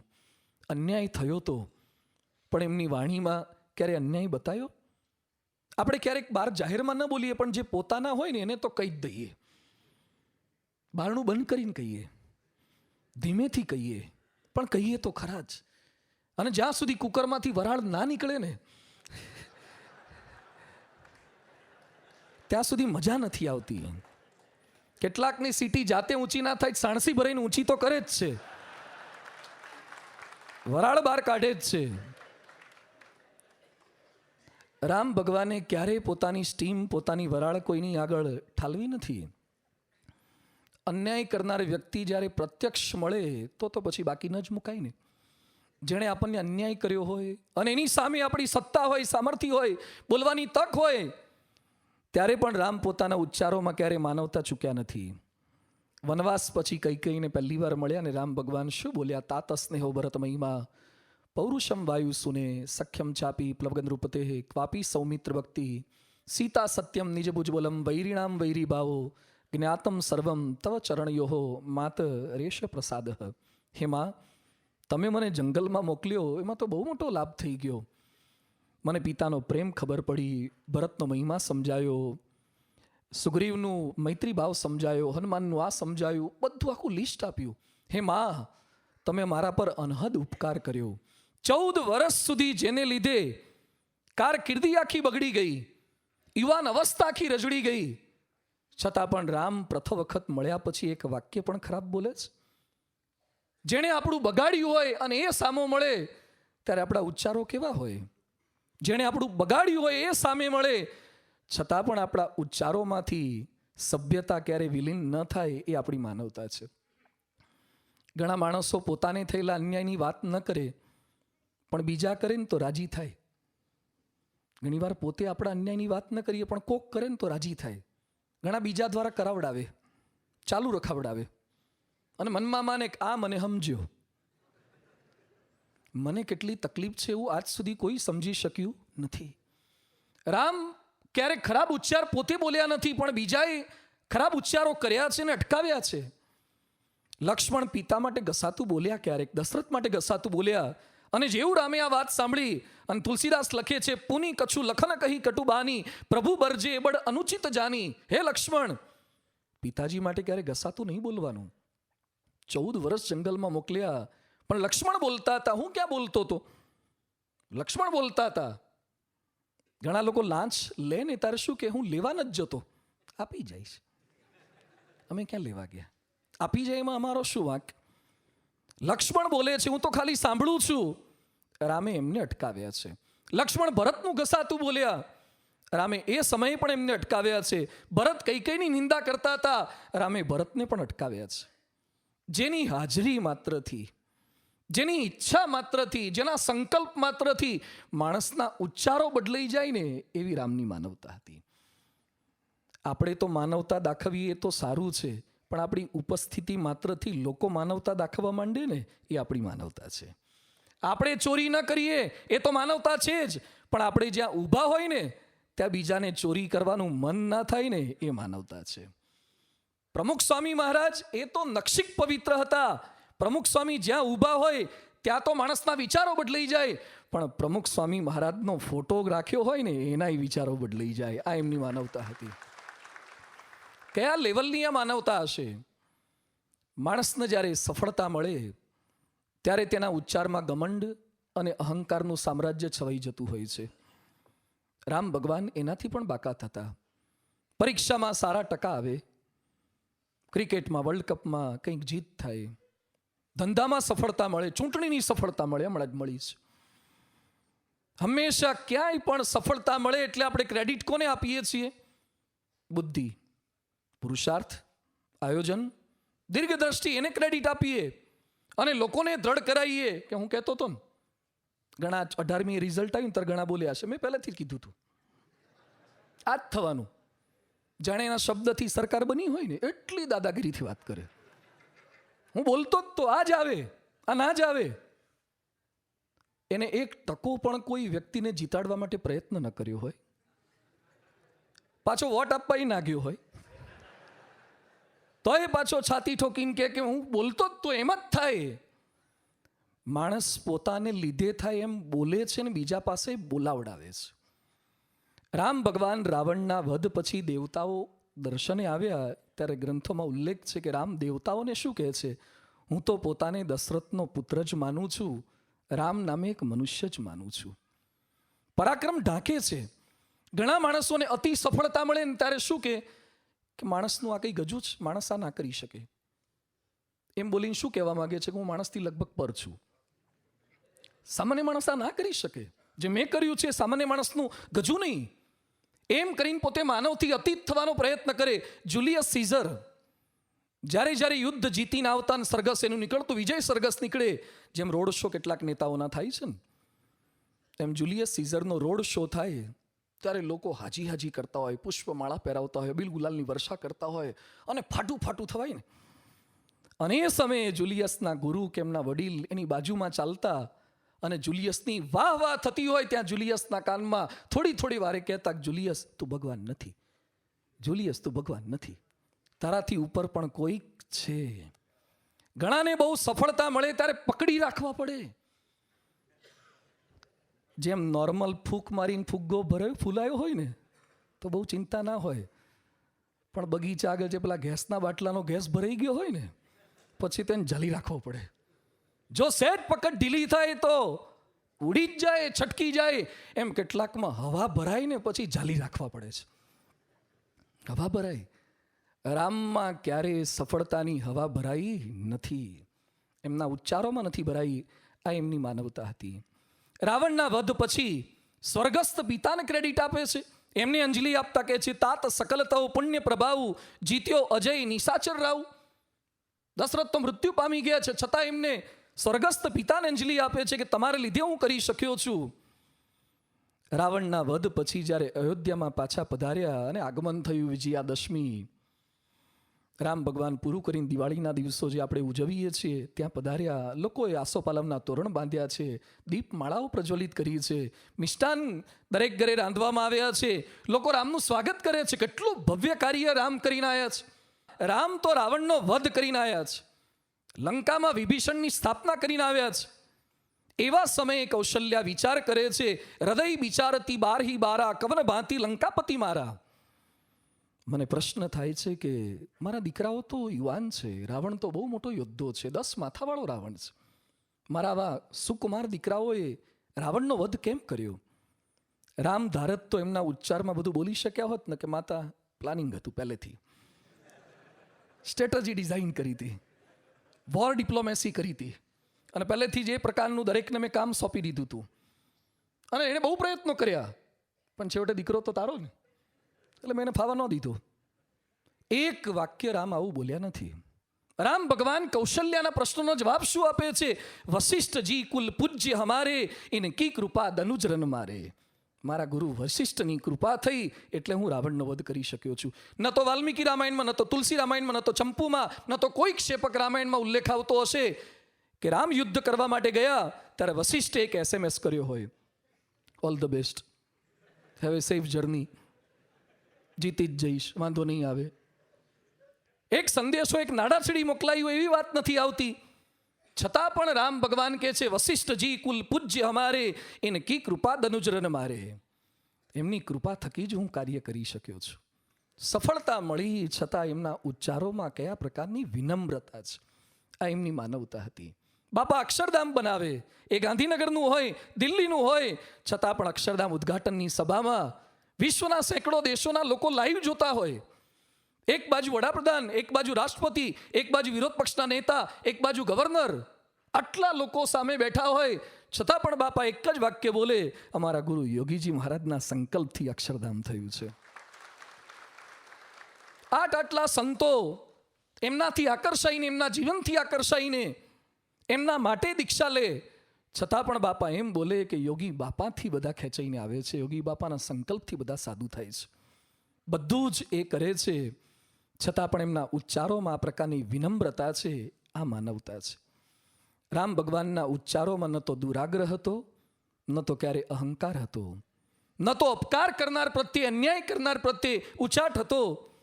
દરેકના ઉપકારોની વાતો એમણે કરી છે, દરેકના ગુણની વાતો એમણે કરી છે. એ રામ ભગવાનના ઉચ્ચારોમાં માનવતા હતી. અને ત્રીજી એમની માનવતા હતી એમના આચારમાં માનવતા, વિચારમાં માનવતા, બીજી ઉચ્ચારમાં માનવતા, અને ત્રીજી આચારમાં માનવતા. એક સંસ્કૃત સુભાષિતમાં લખ્યું છે, મનસી અન્યદ, વચસી અન્યદ, કર્મણી અન્યદ, દુરાત્મનામ. જે દુષ્ટ માણસો છે એ વિચારે છે જુદું, બોલે છે જુદું, અને કરે છે જુદું. પણ મનસી એકમ, વચસી એકમ, કર્મણી એકમ, મહાત્મનામ. જે મહાન પુરુષો છે એ જે વિચારે છે, જે બોલે છે એ જ કરે છે. ઘણા લોકો વિચારે સારું, બોલે પણ સારું, પણ એના વર્તનમાં ઘણો ભેદ દેખાય. રામની કથની અને કરણી એ બધું એક હતું, એ એમની માનવતા હતી. એમના આચારને સમજવાનો થોડોક પ્રયાસ કરીએ. રામ ભગવાન હંમેશા સૌની સાથે રહેતા, સૌને સાથે રાખતા અને સૌને મદદરૂપ થતા. બાળપણથી, અભ્યાસકાળેથી એમની આ પ્રવૃત્તિ ને પ્રકૃતિ હતી. વેદ પુરાણ સુનહી મન લાહી, આપું કહી અનુજન સમુજાઈ. રામ પોતે ભણતા અને સાથે ભાઈઓને, મિત્રોને પ્રેમથી ભણાવતા, શીખવાડતા. આપું કહી અનુજન સમુજાઈ, અનુજને સમજાવતા હતા. આ એમની માનવતા હતી. ઘણા પોતાને આવડતું હોય તો બીજાને શીખવાડે નહીં, મદદ ન કરે. કોઈ કદાચ આગળ નીકળી જાય તો આ બીક રહે છે. રામ એનાથી પર હતા. ભરત રામના ગુણગાન ગાતા શું કહે છે? ભરતે એકવાર રામના ગુણગાન ગાતા આવું કહ્યું હતું, શિશુ પંતે પરિહરેહુ ન સંગુ, કબહુ ન કીન મોર મન ભંગુ. આજ સુધી રામે ક્યારે મારું મન તોડ્યું નથી. એક ભાઈ પોતાના ભાઈ માટે આવું બોલી શકે? આજ સુધી મારા ભાઈએ ક્યારે મારું મન તોડ્યું નથી. મેં પ્રભુ કૃપા રીતિ જીએ જોઈ, હારે હું ખેલ જીતાવહી મોહી. મેં અનેક વખત અનુભવ કર્યો છે કે રમતમાં હું હારતો. એવા સમયે રામ જાણી જતા કે ભરત હારી જશે એટલે પોતે હારી જતા અને મને જીત અપાવતા હતા. આ રામ હતા. આ એમનો આચાર હતો. ન કેવળ વિચાર, ન કેવળ ઉચ્ચાર, પણ બીજાને જીતાડી અને પોતે હાર પસંદ કરતા હતા. આપણી માનસિકતા કેવી હોય છે? બીજા આગળ નીકળે સહન નથી કરી શકતા. લિંકન તો બહુ સારા રાજવી પુરુષ થઈ ગયા, બહુ પવિત્ર હતા, પણ છતાં લિંકને પોતાના બાળપણના એક પ્રસંગનો ઉલ્લેખ કર્યો છે કે પોતે જ્યારે અભ્યાસ કરતા ત્યારે એમના વર્ગમાં એક વિદ્યાર્થી હંમેશા પ્રથમ ક્રમાંકે આવે, લિંકન દ્વિતીય ક્રમાંકે આવે. લિંકન બહુ જ મહેનત કરે, સારું મટીરિયલ ભેગું કરે, તૈયારી કરે, છતાં પણ ઓલવેઝ એમનો સેકન્ડ રેન્ક જ આવે. પેલાને બીટ નહોતા કરી શકતા. એકવાર એમણે પેલાને જ પૂછ્યું કે દર વખતે તારો પહેલો નંબર કેમ આવે છે? મારાથી નાની મોટી ભૂલ રહી જાય છે અને તું બધું જ સાચું કેમ લખી શકે છે? અને પેલા એ નિષ્કપટ ભાવે પોતાની આખી રેસીપી જણાવી દીધી કે હું જ્યારે લખવા બેસું પેપર ત્યારે હંમેશા મારા શર્ટના આ બટન સામે, ઉપલા બટન સામે જોઉં અને પછી લખું છું. મહેનત તો કરું છું, પણ મને એવી શ્રદ્ધા છે કે બટન સામે જોઈને લખું તો લગભગ મારે વાંધો આવતો નથી. નહીં, કેટલાકને આવું હોય છે. અમુક કલરનો રૂમાલ રાખે, અમુક તાવીજ રાખે. એમ પેલા ભાઈને આવું હતું. પરીક્ષાના દિવસે લિંકન સ્કૂલમાં જતા હતા. પેલો છોકરો કંઈક બહાર આવતો હશે. લિંકન જાણી જોઈને દોડતા દોડતા એને અથડાયા, પછી છૂટા પડી ગયા. પછી પેલો પરીક્ષા ખંડમાં ગયો, લિંકન પણ ગયા. પેલા એ લખવાનો પ્રારંભ કરતા પહેલા શર્ટના ઉપલા બટન સામે જોયું તો બટન નહોતું, એટલે ડિસ્ટર્બ થઈ ગયો. સાચું સારું પૂરતું લખી ન શક્યો એટલે એનો બીજો ક્રમાંક આવ્યો, લિંકનનો પહેલો ક્રમાંક આવ્યો. એ બટન કોણે તોડ્યું હતું? લિંકને તોડ્યું હતું. લિંકનનો આભાર આપણે એટલે માનવો જોઈએ કે લિંકને સ્વીકાર કર્યો. આપણે તો ઘણાના શર્ટ ફાડી નાખ્યા તો એ બોલતા નથી, અમુકના લખેલા પેપર લઈ લીધા તો એ સ્વીકાર કરતા નથી. લિંકન પછી તો બહુ મહાન પુરુષ હતા, પવિત્ર પુરુષ હતા, પણ એમણે એકરાર કર્યો છે કે ક્યારેક માનવ પોતા કરતા બીજા આગળ નીકળતા હોય ત્યારે કેવી પ્રવૃત્તિ, અસભ્ય પ્રવૃત્તિ કરી બેસતો હોય છે. રામના આચારની અંદર ક્યારે આ પ્રકારની વિકૃતિ નહોતી જોવા મળતી. રામના આચારની અંદર ક્યાંય ઘમંડ કે ગુરુતા ગર્થીનું દર્શન થતું નથી. ધનુષ્ય ભંગની અંદર બધા નિષ્ફળ ગયા છે. તૈયારી કરીને બધા આવ્યા હતા, છતાં કરી ન શક્યા. લક્ષ્મણ કે ભાઈ હવે તમે ઊભા થાઓ. રામ ગુરુજીની આજ્ઞા વગર ઊભા થતા નથી. અને પછી ગુરુએ જ્યારે વિશ્વામિત્રે દ્રષ્ટિ કરી પછી રામ ઊભા થાય છે વિનમ્રતાપૂર્વક. ગુરુહિ પ્રણામુ મનહિ મન કીના, અતિ લાગવ ઉઠાઈ ધનુલીના. ગુરુજીને પ્રણામ કરે છે, વંદન કરે છે. એમણે કોઈ પોતાની તાકાતનું, મસલ પાવરનું, મૂછોને તાવ દેતા હોય એવું પ્રદર્શન નથી કર્યું. એમની પ્રત્યેક ક્રિયામાં ક્યાંય ઘમંડ ન દેખાય. ગુરુને આગળ રાખે, વડીલોને આગળ રાખે, એ રીતે જ કામ કરતા.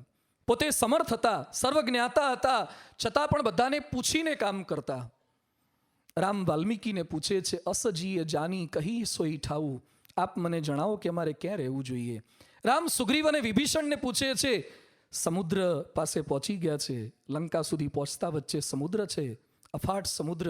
એટલે રામ સુગ્રીવને અને વિભીષણને ભેગા કરીને પૂછે છે, સુની કપીશ લંકાપતિ બીરા, કેહી બીધી તરી જલધી ગંભીરા. તો એ મને જણાવો કે આપણે શું કરીએ તો સમુદ્રને તરી શકીએ. અરે સમર્થ હતા, છતાં પણ પૂછે છે. લક્ષ્મણને પૂછે છે કે લક્ષ્મણ, પંચવટીમાં આપણે ક્યાં સ્થાન બનાવીએ તો આપણે ત્રણેયને સારું રહેશે. લંકામાં પહોંચ્યા પછી અંગદને પૂછે છે કે અંગદ, હવે આપણે શું કરવું જોઈએ. એમના આચારમાં સૌને સાથે રાખવાની માનવતા હતી. સૌને સાથે રાખતા હતા. ઘણીવાર આપણામાં કેવી વિકૃતિ આવતી હોય છે મને બધી ખબર પડે, મારે બીજાને પૂછવાની શું જરૂર છે. પણ પ્રમુખ સ્વામી મહારાજ હંમેશા કહેતા કે આપણે બધું જ જાણતા હોઈએ તો એ પાંચને પૂછીને કરવું, બીજાને સાથે રાખીને કરવું, વડીલોને પૂછીને કરવું. રામ ભગવાનના આચારની અંદર આ માનવતા હતી. બીજાને આગળ કરીને પુણ્ય કાર્ય કરાવતા. લંકાથી વિદાય કરતા હતા વાનરોને, સાથી મિત્રોને, સહાયકોને. સુગ્રીવને, જાંબાનને, વિભીષણને, નલ, નીલને વસ્ત્રને, આભૂષણ મંગાયા બધાને આપવા માટે. રામે પોતે ના આપી બક્ષિસ, રામે ભરત દ્વારા સુગ્રીવને બક્ષિસ અપાવડાવી. ભરતને આગળ કર્યો કે તમે સુગ્રીવનું સન્માન કરો. લક્ષ્મણ દ્વારા વિભીષણનું સન્માન કરાવડાવ્યું. પોતે જ બધું પુણ્ય કાર્ય કરી લે, પોતે જ જશ કમાવે, પોતે જ હાઇલાઇટ થાય, એ રામ ભગવાનની વૃત્તિ નહોતી. આપણી અંદર આ પ્રકારની માનસિકતા હોય છે. આપણે આગળ આવવું હોય એટલે બીજાનો સારો પરિચય આપણે આપી શકતા નથી. બીજાનો પરિચય અપાતો હોય એ આપણે અટકાવીએ છીએ, સહન નથી કરી શકતા. સ્ટેજ ઉપર દીપ પ્રાગટ્ય કરવાનું હોય ને તો ઘણા બીજાને ઇન્વોલ્વ પણ ન કરે. માચીસ એ પોતે રાખે, મીણબત્તી એ પોતે હળગાવે, દીવો એ પોતે હળગાવે. એને એમ લાગે કે કોઈક બીજો ભળે તો એની ક્રેડિટ વધી જશે. બીજાને ક્રેડિટ અપાઈ શકતા નથી. બીક રહે છે આપણને, કોઈક આપણા કરતા આગળ વધી જશે એની. જોઈ લો પરમ પૂજ્ય પ્રમુખ સ્વામી મહારાજના જીવનમાં કયા પ્રકારની ઉદારતા અને માનવતા હતી. નાના નાના સંતોને એ આગળ કરી શકે, મોટી જવાબદારીઓ સોંપી શકે, એના વખાણ કરી શકે. એટલે જ ક્લિન્ટન સાહેબ અહીંયા અક્ષરધામમાં આવ્યા ત્યારે બોલ્યા હતા ને કે પ્રમુખ સ્વામી મહારાજ કોઈને પાછળ પાડીને નહીં, બીજાને આગળ કરીને આગળ આવ્યા છે, બીજાને આગળ કર્યા છે. હર હંમેશ એમણે નાના નાના સંતો, કાર્યકર્તાઓ, હરિભક્તોને આગળ કર્યા છે. રામ ભગવાનની પણ એ માનવતા હતી. પોતે રાજા હતા છતાં પણ બીજા એમને કહી શકે, રોકી શકે એવી એ સામેથી છૂટ આપતા હતા. ઘણાનું વ્યક્તિત્વ જેવું હોય ને કે સાવ ખોટો હોય, એના નિર્ણય પણ સાવ ખોટા હોય. આપણે જાણતા પણ હોઈએ તો પણ કહેવાની હિંમત ચાલે નહીં, અને કહીએ તો સંબંધ બગડે, આપણને હેરાન કરે. રામ ભગવાન કયા પ્રકારની છૂટ પ્રજાજનોને આપે છે. અયોધ્યાવાસીને શું કહે છે? જો અનીતિ કછું ભાષો ભાઈ, હે ભાઈઓ, તમે મારી વાણીમાં, મારા વર્તનમાં ક્યારેક અનીતિ જોઈ જાઓ તો મોહી બરજોહુ ભય બિસરાઈ, મને નિર્ભય થઈને કહેવાની તમને છૂટ છે. કયા પ્રકારના રાજા હતા, કયા પ્રકારના શાસક હતા. હું કંઈ અનીતિ કરું, કંઈ ખોટું કરું તો મને નિર્ભય થઈને અટકાવજો. યોગી બાપા કહેતા, મને કોઈ મારી ભૂલ બતાવે તે ગમે, જેથી આપણે સુધરાય. એકવાર દૂતે રામ ભગવાનને સમાચાર આપ્યા કે રાજ્યમાં આમ ચાલે છે, તેમ ચાલે છે, બધું સારું. રામ ભગવાન કે કેવળ સારાના સમાચાર ના આપીશ, સારું તો મને બધું ખબર છે, ખરાબ શું ચાલે છે મને સમાચાર આપ તો સુધારવાની વૃત્તિ મારામાં જાગે. આપણને કોઈ આપણી સારી બાબતો કહે ને એ જ ગમે છે, આપણી બ્લેક સાઈડ બતાવે એ બિલકુલ ગમતી હોતી નથી. રામ ભગવાનના આચારમાં માનવતા આ હતી. કોઈક બતાવી શકે, કોઈક એમને કહી શકે. રામ વનમાં જતા હતા, સીતા સાથે આવ્યા અને સીતા રામ ભગવાનને કહે છે, આમ તો આપ સુગ્ન છો, મારે આપને કંઈ ન કહેવું જોઈએ, પણ શાસ્ત્રમાં વ્યક્તિમાં 3 પ્રકારના દોષ બતાવ્યા છે. એક મિથ્યા આપવાત, બીજું વ્યભિચાર અને ત્રીજું વેર વિના હિંસા. આપના જીવનમાં મિથ્યા આપવાત તો હોય નહીં, વ્યભિચાર તો સપને પણ ન હોય, પણ વેર વિના હિંસામાં મને એમ લાગ્યા કરે છે આપણે વનમાં તો તપ કરવા જઈએ છીએ, સંયમી જીવન જીવા જઈએ છીએ, તો ધનુષ બાણ તમે ભેગું કેમ લીધું? સીતા કેટલા પ્રેમથી રામને કહી શકે, આવો પ્રશ્ન પૂછી શકે. અને રામ કેટલા શાંતિથી કહે છે કે દેવી તમારી વાત બિલકુલ સાચી છે, ન લેવું જોઈએ, પણ મેં જે કંઈ લીધું છે એ કેવળ હું નિર્ભય બનીને વિચરણ કરું એના માટે નહીં, પણ ઋષિ મુનિઓના યજ્ઞની રક્ષા થાય એ હેતુક મેં આ ધનુષ્ય બાણ લીધું છે. રામ કેટલા નિખાલસતાથી સાંભળી શકે છે અને પ્રેમથી એનો ઉત્તર આપે છે. રામની જગ્યાએ તમે હોય ને તમારા સીતા ભેગા આવ્યા હોય અને કોઈક સહેજ પૂછે કે આ કેમ લીધું, હું એટલે જ કહેતો તું ભેગી આવીશ જ નહીં, હજી તા લીધું છે, હવે કંઈક બોલીશ તો આખી તોપ ગોળો લઈશ.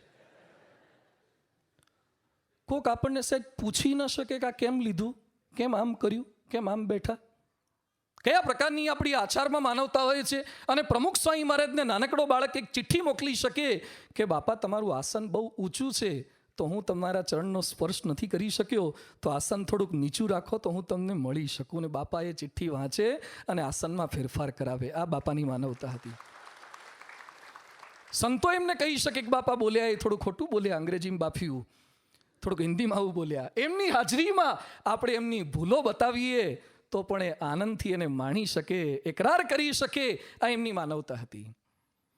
ઘણીવાર આપણા આચાર સારા હોય પણ કોઈના વિચારોથી, કોઈના ઉચ્ચારોથી આપણા આચારો ચલિત થઈ જતા હોય છે. ઘણા લોકો પહેલાં એકલા હોય ત્યારે સારા હોય, પણ કોઈક ચડાવનારા મળે, કોઈક પીન મારનારા મળે એટલે એનો આચાર બદલાઈ જતો હોય છે. ઘણા વૃદ્ધો અમારી પાસે આવે ને, વડીલો જેના દીકરા પરણાયા હોય, એ બધા શું કે આપણે પૂછીએ કેવું છે લગ્ન પછી, એ કે લગભગ પહેલા 2 વર્ષ તો બહુ સારું હતું, એ કે બહુ સારી હતી, સીતા જેવી જ હતી, પણ જ્યારથી એની મમ્મી સાથે ઓનલાઈન થઈ છે ફોન પર, અને એનું આખું રિમોટ એના પિયરમાં દીધું છે, એની માએ ચડાઈને એને આખી બદલી નાખી. પહેલાં તો બહુ સારી હતી, મારી દીકરી કરતાં સારી હતી. માણસોના આચાર બદલાય છે કોઈકના વિચારોથી, કોઈકના ઉચ્ચારોથી, કોઈકની ચળવણીથી. રામના ઉચ્ચારો કે આચારો કે વિચારો ક્યારેય કોઈના ચળવણીથી બદલાયા નથી. વનમાં જતા પહેલા લક્ષ્મણ રામને કહે છે કે દશરથને કેદ કરી લઈએ. બહુ અસભ્ય શબ્દોમાં લક્ષ્મણ બોલ્યા છે કે આ કામી છે દશરથ તો, અને એને આપણને વાંક વગર જંગલમાં મોકલ્યા છે, એને પૂરી જ દઈએ અને આપણે રાજગાદી લઈ લઈએ. એ સમયે રામ લક્ષ્મણને શાંત પાડીને શું કહે છે, મારા માટે પિતૃ આજ્ઞાથી રાજ્યમાં રહેવું કે વનમાં રહેવું બંને સમાન છે. લક્ષ્મણની ચળવણીથી પણ એ ચડ્યા નથી. એ પાણી જેવા નહોતા, એ અગ્નિ જેવા હતા, બીજાને બદલી શકતા હતા. એ રામના આચારોમાં પવિત્રતા હતી. માણસ ગમે તેટલો સારો હોય પણ ક્યારેક વાંક વિના દુઃખ પડે ને ત્યારે કદાચ બોલે નહીં, બીજાને જણાવે નહીં, પણ ચહેરાના થોડાક હાવભાવ તો બદલાય. મનમાં રોષ જન્મે, પણ રામના ચહેરા ઉપર પણ આ નહોતું દેખાતું, એમના આચારમાં સ્પષ્ટ પ્રતીત થતું. કૌશલ્યા ભરતને આ વાત કરે છે. રામ જ્યારે વનમાં નીકળી ગયા, ભરત મોસાળમાંથી પાછા આવ્યા, અને કૌશલ્યા ભરતને રામના વનગમનની વાત કરતા શું કહે છે, મુખ પ્રસન્ન મન રંગ ન રોશું, સબ કર સબ વિધિ કરી પરિતોષું. રામને મેં જંગલમાં જતા જોયા, મુખ પ્રસન્ન મન રંગ ન રોશું, લેશ માત્ર રોષ ન પ્રવિવેશ શોકમ. રામના ચહેરા પર, અને પ્રસિદ્ધ શ્લોકમાં આપણે જાણીએ છીએ, આહુતસ્ય અભિષેકાય વિસૃષ્ટસ્ય વનાય છે, ન મયા લક્ષિતસ્ય સ્વલ્પોપી આકાર વિભ્રમઃ. લેશ માત્ર એમના ચહેરા પર વિકૃતિ દેખાઈ નથી. આચાર એમનો આ પ્રકારનો હતો. ઘણા સારા વિચારક હોય, સુધારક હોય, સમાજ સુધારક પણ હોય, પણ વ્યક્તિગત જીવનમાં પવિત્રતા ન પણ હોય. એક સામાન્ય માણસ કરતાં પણ બદતર જીવન હોય. રામના વર્તનની અંદર કોઈ લેશ માત્ર ડાઘ બતાવી શકે એવી અપવિત્રતા નહોતી. જનકના ત્યાં જતા પહેલા રામ લક્ષ્મણને કહે છે, રઘુવંશીન કર સહજ સુભાવ, મને કુપંથ પગુ ધરી ન કાવું, મોહી અતિશય પ્રતીતિ મન કેરી, જેહી સપનેહુ પર નારી ન હેરી. હે લક્ષ્મણ, રઘુવંશીનું મન ક્યારે કુપંથમાં પગ ધરતું નથી. મેં સ્વપ્નમાં પણ ક્યારે પારકી સ્ત્રીનો સંકલ્પ કર્યો નથી. ખાલી બોલ્યા નથી, એમના વર્તનમાં ચોખ્ખું દેખાય છે. વનની અંદર શૂળપંખા આવી, રાવણની બેન, અને રામને કહે છે, તુમ સમ પુરુષ ન મો સમ નારી, એ સંજોગ વિધિ રચા વિચારી. મારા જેવી કોઈ રૂપવાન સ્ત્રી નથી અને તમારા જેવો કોઈ રૂપવાન પુરુષ નથી. કેટલું પ્રલોભન આપ્યું છે, છતાં રામ એની સામે નજર નથી કરતા. વાલીનો વધ કર્યા પછી એની સ્ત્રી પણ હતી, અને પહેલાના રાજાઓ તો જેનો વધ કરે, જેને જીતે, એની સ્ત્રીઓને પોતાની સ્ત્રી બનાવી લેતા હતા, છતાં રામે એ નથી કર્યું. રાવણને માર્યા પછી મંદોદરી તરફ કુદ્રષ્ટિ નથી કરી. અરે સીતાને વનમાં મોકલ્યા પછી રામે બીજી સ્ત્રી કરવાનો સંકલ્પ નથી કર્યો. નક્ષિક પવિત્ર હતા. આ એમની માનવતા હતી. ચારિત્રમાં એમની આ દિવ્યતા હતી. માણસ ઘણીવાર મન કર્મ વચનથી પવિત્ર હોય, સર્વ રીતે સંપૂર્ણ હોય, પછી એ ભગવાન અને સંતને ગુરુને ક્યારેક ન પણ નમે. એમ માની લે કે હું કોઈનું ખોટું કરતો નથી, હું પોતે જ પવિત્ર છું, પછી મારે બીજાને વંદન કરવાની શું જરૂર છે? કેટલાક બોલે છે મંદિરની શું જરૂર છે, ગુરુને નમવાની શું જરૂર છે? આ સત્વગુણનો છુપો અહંકાર છે. રામ સંપૂર્ણ માનવતાથી ભરેલા હતા, પણ એક પણ દિવસ એમનામાં આ પ્રકારનું ઘમંડ કે અહંકાર છાયા નથી. નારદજી એમના ત્યાં પધાર્યા, અને એ સમયે રામ આસન પરથી ઊભા થઈને કહે છે, તાતે નારદમય બડભાગી, યદ્યપી ગૃહ કુટુંબ અનુરાગી. નારદનું આગમન થાય છે, સ્વાગત કરે છે. હવે રામના રાજ્યમાં તો સંપૂર્ણ શાંતિ હતી, એટલે આજે આપણે રામ રાજ્યની અપેક્ષા રાખીએ છીએ. રામાયણમાં લખ્યું છે, ત્યાં દંડ ક્યાં હતો? કેવળ ઋષિ મુનિના હાથમાં દંડ હતો, બાકી ક્યાંય દંડ નામનો શબ્દ સંભળાતો નહોતો. દંડ નહીં, સજા જ નહીં, દંડ ઋષિ મુનિના હાથમાં જ હોય. આવું રામ રાજ્ય હતું. એવા રામ પણ નારદજીને પ્રણિપાત કરે, વંદન કરે. રાજ્યાભિષેક પછી શૌનક વગેરે મુનિ મળવા આવ્યા. દેખી રામ મુનિ આવત હર્ષી દંડવત કીના. રાજ્યાભિષેક થયા પછી પણ ઋષિ મુનિઓને દંડવત કરી શકે, પોતાનું વસ્ત્ર પાથરીને એના પર બેસાડી શકે, આ રામની માનવતા હતી. રામ ભગવાનના આચારો આટલા પવિત્ર હતા. નાના મોટા દરેક સાથે એ સમાન ભાવે વર્તી શકતા હતા, એ એમની માનવતા હતી. ઘણા BMW મર્સિડીઝમાં ફરતા હોય એટલે એના જેવા માણસો મળે ત્યારે એની બોલચાલ જોજો, એના આચાર વિચાર જોજો, ઉચ્ચાર જોજો. પણ એ જ મર્સિડીઝ કે ઓડીવાળો ક્યાંક ટ્રાફિકનું સિગ્નલ બંધ હોય અને એવા સમયે ગાડી લઈને ઊભો હોય ને કોઈક ભિખારી આવે ત્યારે એનું વર્તન જોજો, એના ઉચ્ચાર જોજો. જે ઓડી BMWમાં બેસે છે, મોટી મોટી પાર્ટીઓમાં અને મોટી હોટલોમાં બિઝનેસમેન સાથે કેટલી સારી વાતો કરી શકે છે, એ જ જ્યારે ભિખારી કે નિમ્ન કક્ષાનો માણસ આવે ત્યારે કેમ આવી વૈખરી વાણી બોલે છે? રામ ભગવાનના જીવનની અંદર નાના કે મોટા એ શબરીના એઠા બોર પ્રેમથી જમી શકે અને ભીલ રાજ નિષાદના ત્યાં એ પ્રેમથી જઈ શકે ને ગળે મળી શકે. એ વાનરોને પ્રેમથી મળે. તુલસીદાસે લખ્યું છે, અસ કપી એક ન સેના માહી, રામ કુશલ જેહી પૂછી નાહી. વાનર સેનામાં એક વાંદરો એવો નહોતો કે જેના રામે ખબર ન પૂછ્યા હોય. એક વાનર એવો નહીં. અસ કપી એક ન સેના માહી, રામ કુશલ જેહી પૂછી નાહી. દરેકને પ્રેમથી મળતા. મહાન પુરુષોની મહાનતા આ જ છે. બાપા અમેરિકાથી ફોન કરે, અમદાવાદના તમામ સંતો સાથે વાત કરે અને રાયચંદ રબારીને પણ યાદ કરે. એ નાના મોટા સૌ કોઈને યાદ કરે. એના માટે કોઈ ભેદભાવ ન હોય. He has a heart where in the whole world can live. એમની પાસે એવું હૃદય હોય કે જેમાં સમગ્ર વિશ્વ રહી શકે. આપણા હૃદયમાં ખૂણા બહુ હોય. કોકને રાખીએ, કોકને વચ્ચે રાખીએ, કોકને કોર્નરમાં રાખીએ, કોકને ઘૂસવા જ ના દઈએ. અમુકને જોઈને આપણને રસ્તો બદલવાનું મન થાય, કોકના તો રસ્તા આપણને બદલી નાખવાનું મન થાય કે આવતી વખતથી આપણી બાજુએ દેખાવો ન જોઈએ. રામ માટે બધા જ સમાન હતા. એ જટાયુના ગીધના અગ્નિ સંસ્કાર કરી શકે, આ એમની મહાનતા હતી. મોટા થયા પછી પણ એ નાનાને ક્યારેય ભૂલ્યા નથી. કેટલાક દ્વારિકાધીશ થઈ જાય પછી સુદામાનું નામ જ મિટાવી દે, યાદ ન રાખે. રાજકોટ એકવાર એક કલેક્ટર આવ્યા હતા, નવા નિયુક્ત થયા. એટલે હું એમને મંદિર દર્શન કરાવતો હતો. પ્રદક્ષિણામાં નીકળ્યા, ત્યાં એક આપણા હરિભક્ત જૂના અચાનક આવ્યા અને પેલા કલેક્ટરને જોઈ ગયા અને એને કંઈક જૂની સ્મૃતિ થઈ હશે. એટલે બોલે, એ મકવાણા તું અહીંયા? એટલે મેં કીધું આ શું બોલે છે? પછી મેં કીધું તમે ઓળખો છો? મને કહ્યું ઓળખું જ ને, મારે ભેગો ભણતો હતો, હું એને બતાવતો હતો. એટલે પેલા કલેક્ટરના ચહેરા પર મેં જોયું અને બિલકુલ ગમ્યું નહીં. હા મળશું. પછી મને ખબર પડી કે મોટા થયા પછી તમારા લંગોટિયા પણ મળે ને, અને તમે એ પોઝિશન પર પહોંચી ગયા હોય ને, પછી એની એ સમયની બાળપણની ગામઠી વાતો જે આપણું લેવલ ડાઉન કરતી હોય ને, એવી આપણને લાગે છે. રામ રાજગાદીએ બેઠા પછી એમના બાળ મિત્રો મળવા માટે આવ્યા. રામ પ્રેમથી મળે છે. પ્રભુ આદર હી પ્રેમ પહેચાની, પૂછી કુશલ ખેમ મૃદુબાની. રાજા થયા પછી પણ બાળપણના મિત્રોને એ પ્રેમથી મળી શકે છે. રામની આ વિશેષતા હતી. ઉપકાર કરનારને તો બધા સાચવે, પણ અપકાર કરનારને પણ રામ સાચવી શકતા હતા. આ એમનો આચાર હતો. રંચ માત્ર અપકાર કરનાર પ્રત્યે પણ એમનો આચાર બદલાતો નહીં તો આપણે શું કરીએ? દાઢમાં રાખીએ.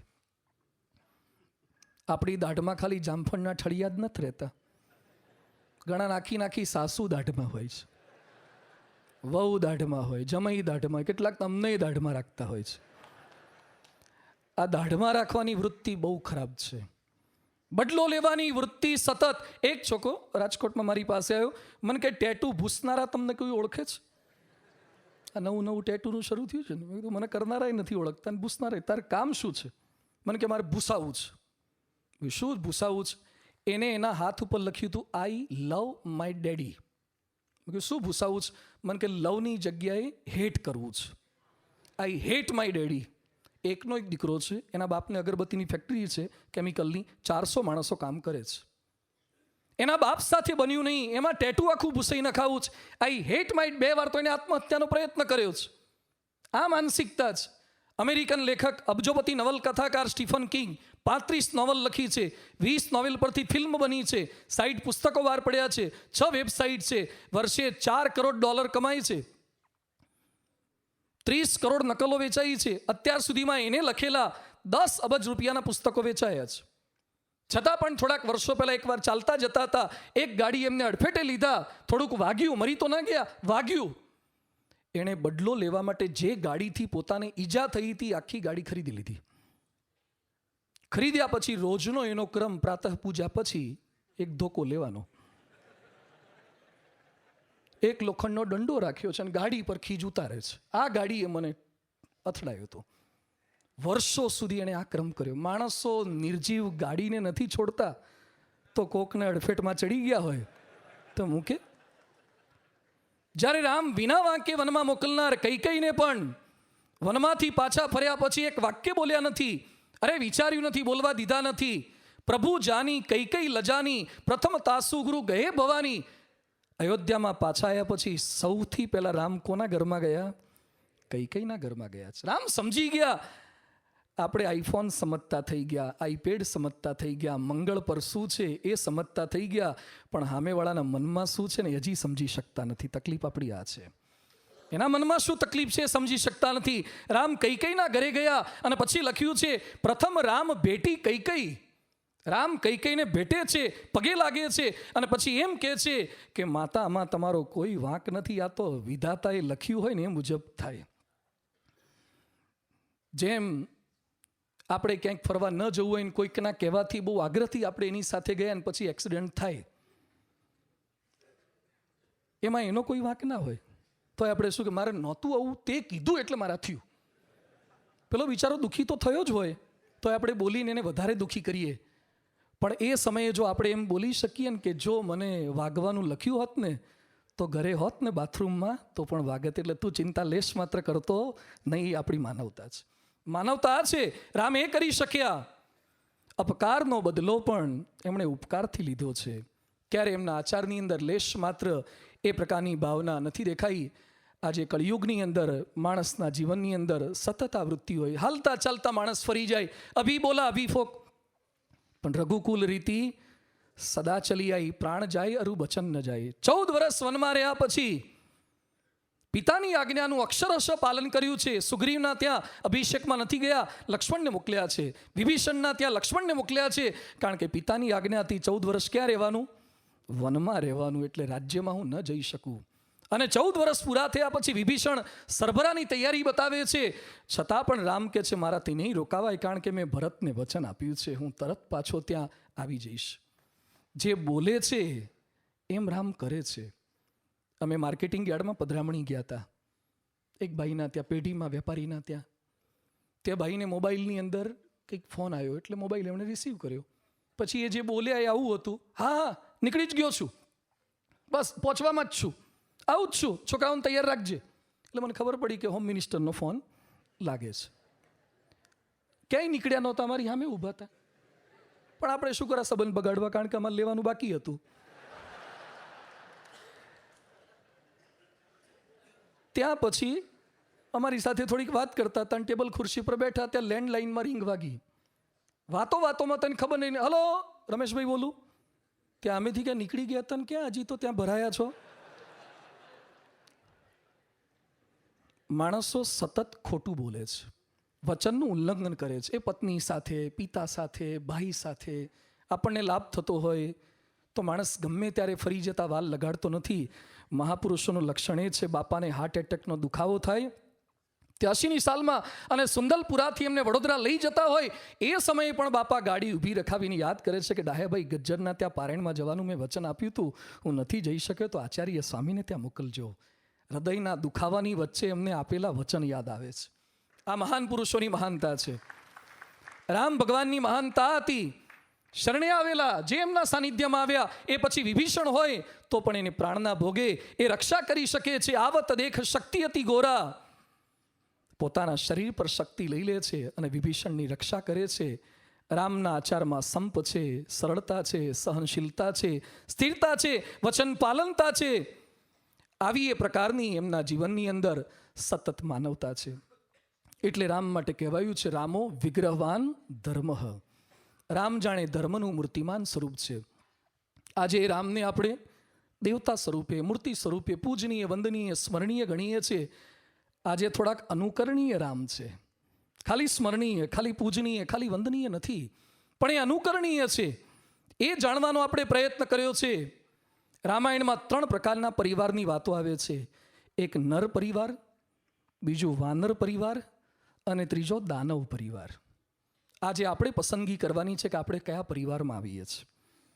કોઈકનું પાકીટ મળી જાય અને કોઈકનો મોબાઈલ મળી જાય એ સમય લેવાની વૃત્તિ જાગે, બહુ ચિંતા ન કરવી, એ પ્રકૃતિ છે. પણ કોઈકના ખિસ્સામાંથી પૈસા કાઢી લેવાનું મન થાય એ વિકૃતિ છે. અને કોઈકની મળેલી વસ્તુ માલિકને પાછી અપાય એ સંસ્કૃતિ છે. વાનર એ પ્રકૃતિ મુજબ આચરણ કરે, દાનવ એ વિકૃતિ મુજબ આચરણ કરે અને નર એ સંસ્કૃતિ મુજબ આચરણ કરે. રામ ભગવાનના જીવનમાં આ વૃત્તિ હતી. આપણે નક્કી કરવાનું છે કે આપણે વિકૃતિમાંથી પ્રકૃતિમાં અને પ્રકૃતિમાંથી સંસ્કૃતિ તરફ ગતિ કરવાની છે. સમગ્ર પ્રવચનના સાર સ્વરૂપે એમના વિચારોમાં માનવતા હતી, એમના ઉચ્ચારોમાં માનવતા હતી, એમના આચારમાં માનવતા હતી. આપણામાં માનવતા કઈ રીતે આવી શકે? નાના નાના પ્રસંગોથી આપણે શીખી શકીએ છીએ. રોડ પર તમામ ગાડીઓની વચ્ચે આપણી ગાડી ચાલે અને ગાડી પર એક પણ સ્ક્રેચ ન થાય એ આપણી ગાડી ચલાવવાની કુશળતા છે. પણ સ્ક્રેચ થયા પછી મનમાં સ્ક્રેચ ન થાય ને એ માનવતા છે. અને આપણી ગાડીને સ્ક્રેચ થયા પછી ગાડી ઊભી રાખીને સામેવાળી ગાડીને સ્ક્રેચ ન કરી નાખીએ કે એને આખો સ્ક્રેચ ન કરી નાખીએ, સ્ક્રેપ કરી નાખે ઘણા તો. જેણે સ્ક્રેચ કર્યા હોય એને આખો સ્ક્રેપ કરી નાખે, એ ન કરીએ એ માનવતા છે. એકવાર અમે પધરામણી ગયા હતા. એક સાંકડી શેરીમાંથી અમારે નીકળવાનું થયું. અમે ગાડી લઈને નીકળ્યા. વન વે જેવું હતું. કહેતા એક જ ગાડી આવ જાવ થઈ શકે, આવે તો સામેની ના આવી શકે. અમારા ડ્રાઈવરે લાઇટ બતાવી દીધી હતી, છતાં સામેથી એક છકડાવાળો આવ્યો. ગાંધીનગરમાં છકડાનો બહુ પરિચય નહીં હોય તમને, આ સૌરાષ્ટ્રની આઈટમ છે.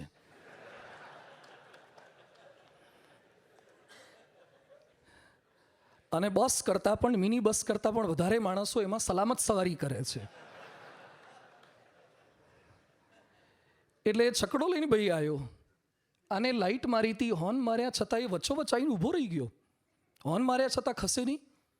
પછી તો એણે એવું કર્યું કે ગાડી છકડો બંધ જ કરી દીધો અને પલાઠી વાળીને બેસી ગયો. તો અમારા ડ્રાઈવરે પણ ગાડી બંધ કરી. મને કે એ જોવે છે તો આપણે જોઈ લઈએ, રસ્તો એના બાપનો છે. મેં કીધું એને તો સમય છે, એ તો આરો આખો દિવસ બેસી રહેશે, આપણે શું કરવાનું? મને કે એ ના જાય તો આપણે શું કરવા પાછું જવાનું? બધું યાદ રાખ, છકડામાં રિવર્સ ગેર ક્યારે હોતા? આપણી ગાડીમાં રિવર્સ ગેર છે. એટલે આખા પ્રવચનમાંથી એટલું યાદ રાખજો કે આપણામાં રિવર્સ ગેર છે. સામેવાળો ભલે રિવર્સ ના લે, એ ભલે પાછું ન વળે, આપણે પાછા વળવું છે, એ આપણી માનવતા છે. રામ એ કરી શકતા હતા. પણ આપણી કમજોરીની વાત એ છે, ઇન્ફોસિસના નારાયણ મૂર્તિ કહે છે, we have always known that Indians were great at thinking, at strategy, but there has been always gap between our thoughts and action. આપણા વિચારોમાં આપણી ક્રિયાઓની અંદર બહુ જ મોટો ભેદ દેખાય છે. રામના વિચારોથી, ઉચ્ચારોથી, આચારોથી આપણને આનંદ થયો, પણ એ જ આપણામાં આવે તો પરમેનન્ટ આનંદ થશે.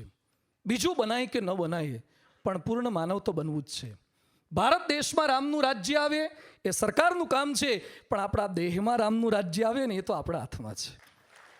દેશમાં રામનું રાજ્ય એ આપણા હાથમાં નથી, પણ દેહમાં રામનું રાજ્ય એ આપણા હાથમાં છે. ઘણા સાંભળ્યા પછી શું કહે છે, આ તો રામ કરી શકે, આપણું કામ નહીં. એટલે પ્રવચન પૂરું. રામથી થાય, શું કર્યું એમણે, આપણાથી ન થાય. એવા જ પ્રસંગો કીધા છે જે આપણે કરી શકીએ. રામે માનવ થઈને કર્યું છે. પણ આપણી મૂંઝવણ એ છે, તું પાંડવ, તું કૌરવ, મનવા, તું રાવણ, તું રામ, હૈયાના કુરુક્ષેત્ર પર પળપળનો સંગ્રામ. આપણને ક્યારેક આપણામાં રામની અનુભૂતિ થાય છે ને ક્યારેક રાવણની. આપણામાં ક્યારેક પાંડવની અનુભૂતિ થાય છે અને ક્યારેક કૌરવની અનુભૂતિ થાય છે. તો આપણી દાનવતા કઈ રીતે ઘટે અને માનવતા કઈ રીતે વધે? ભગવાન સ્વામિનારાયણ સમાધાન આપતા પ્રથમના 70માં કહે છે, સત્સંગનો યોગ રાખે તો માનવતા વધે, સજ્જનતા વધે. કુસંગનો યોગ રાખે તો દાનવતા વધે. મહાપુરુષનો યોગ થાય, પરમ પૂજ્ય પ્રમુખ સ્વામી મહારાજ જેવા, મહંત સ્વામી મહારાજ જેવા મહાપુરુષ જેવા સાનિધ્ય માત્રથી આપણામાં માનવતા મોરી ઉઠે છે. વર્ષો સુધી વાતો સાંભળ્યા પછી અનેક તીર્થયાત્રાઓ કર્યા પછી જે માનવતા ન આવી શકે, માનવતાની વાતો કરવી બહુ સરળ છે, પણ એને વિચારમાં, ઉચ્ચારમાં ને આચારમાં લાવવીને એ ચણા ચાવવા જેવું કઠિન છે. પ્રમુખ સ્વામી મહારાજ કે મહંત સ્વામી મહારાજ એ માનવતાના ગૌરી શિખર પર છે. એમની કહેણી ને રહેણી એક સરખી, આંતરબાહ્ય જીવન એક સરખું. એ રાગ અને દ્વેષથી પર હતા. વંદે તેનું પણ ભલું કરતા અને નિંદે તેનું પણ ભલું કરતા.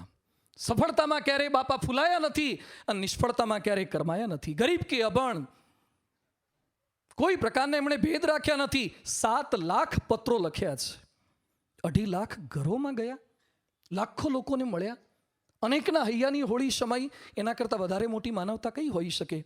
રક્તદાન, નેત્રદાન, રોગ નિદાન અને હોસ્પિટલો દ્વારા એમણે કેટલા લોકો નિરાધાર હતા એના આધાર બન્યા છે. સ્કૂલો, છાત્રાલયો દ્વારા એમણે સતયુગના બાળકોનું સર્જન કર્યું છે. મોરબી રેલ રાહત કે ભુજ ભૂકંપ કે સમુદ્રાલ એવા સમયે ગામ બનાવીને એમણે અનેકના આધાર બન્યા છે. જેમના સંપર્ક માત્રે, સ્મરણ માત્રે દુરાચારમાંથી સદાચાર થઈ જાય. બાપા ધામમાં ગયા ને પછી એટલા પ્રસંગો બન્યા. પ્રમુખ સ્વામી મહારાજના અગ્નિ સંસ્કારમાં જે લોકો આવ્યા ને એ કેટલાય નિર્વ્યસની થઈને ગયા. અરે કેટલા એવા પ્રસંગો તમે સાંભળ્યા હશે કે પોતાના ઘરે બેઠા બેઠા ટીવી પર બાપાના અગ્નિ સંસ્કાર જોયા ને એ લોકો નિર્વ્યસની થઈ ગયા છે. ખાલી સમાચાર સાંભળ્યા અનેક પ્રકારના ઝઘડા મટી જાય. જેના સ્મરણ માત્રે માનવતા મોરી ઉઠે એ આપણા ગુરુ છે, એ પ્રમુખ સ્વામી મહારાજ છે. જેના સાનિધ્ય માત્રની અંદર શુભ વિચારો આપણને આવે, એમનું પરમ પવિત્ર જીવન છે.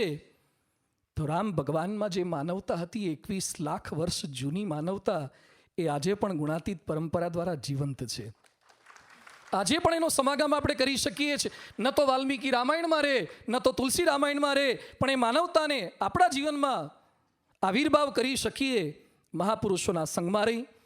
આજે ભગવાન સ્વામિનારાયણ, ભગવાન શ્રી રામ, પરમ પૂજ્ય પ્રમુખ સ્વામી મહારાજ, પરમ પૂજ્ય મહંત સ્વામી મહારાજના શ્રી ચરણોમાં પ્રાર્થના કરીએ કે જે વિચારોની, ઉચ્ચારોની, આચારોની માનવતાની વાતો કરી છે એ કદાચ બધું અમે એક સાથે દાખવી ન શકીએ, પણ આજના વ્યાખ્યાનની પૂર્ણાહુતિ પછી 1 સ્ટેપ અહેડ, એકાદ ડગલું પણ અમે માનવતાના પંથે પ્રયાણ કરી શકીએ.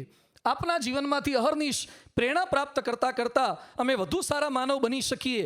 અમારા યોગમાં આવનાર અનેક લોકોને માનવતાના માર્ગે પ્રયાણ કરાવી શકીએ. એ બળબુદ્ધિ શક્તિ આપણને સૌ કોઈને પ્રાપ્ત થાય એ જે એમના શ્રી ચરણોમાં પ્રાર્થના. શ્રી સ્વામિનારાયણ ભગવાનની જય.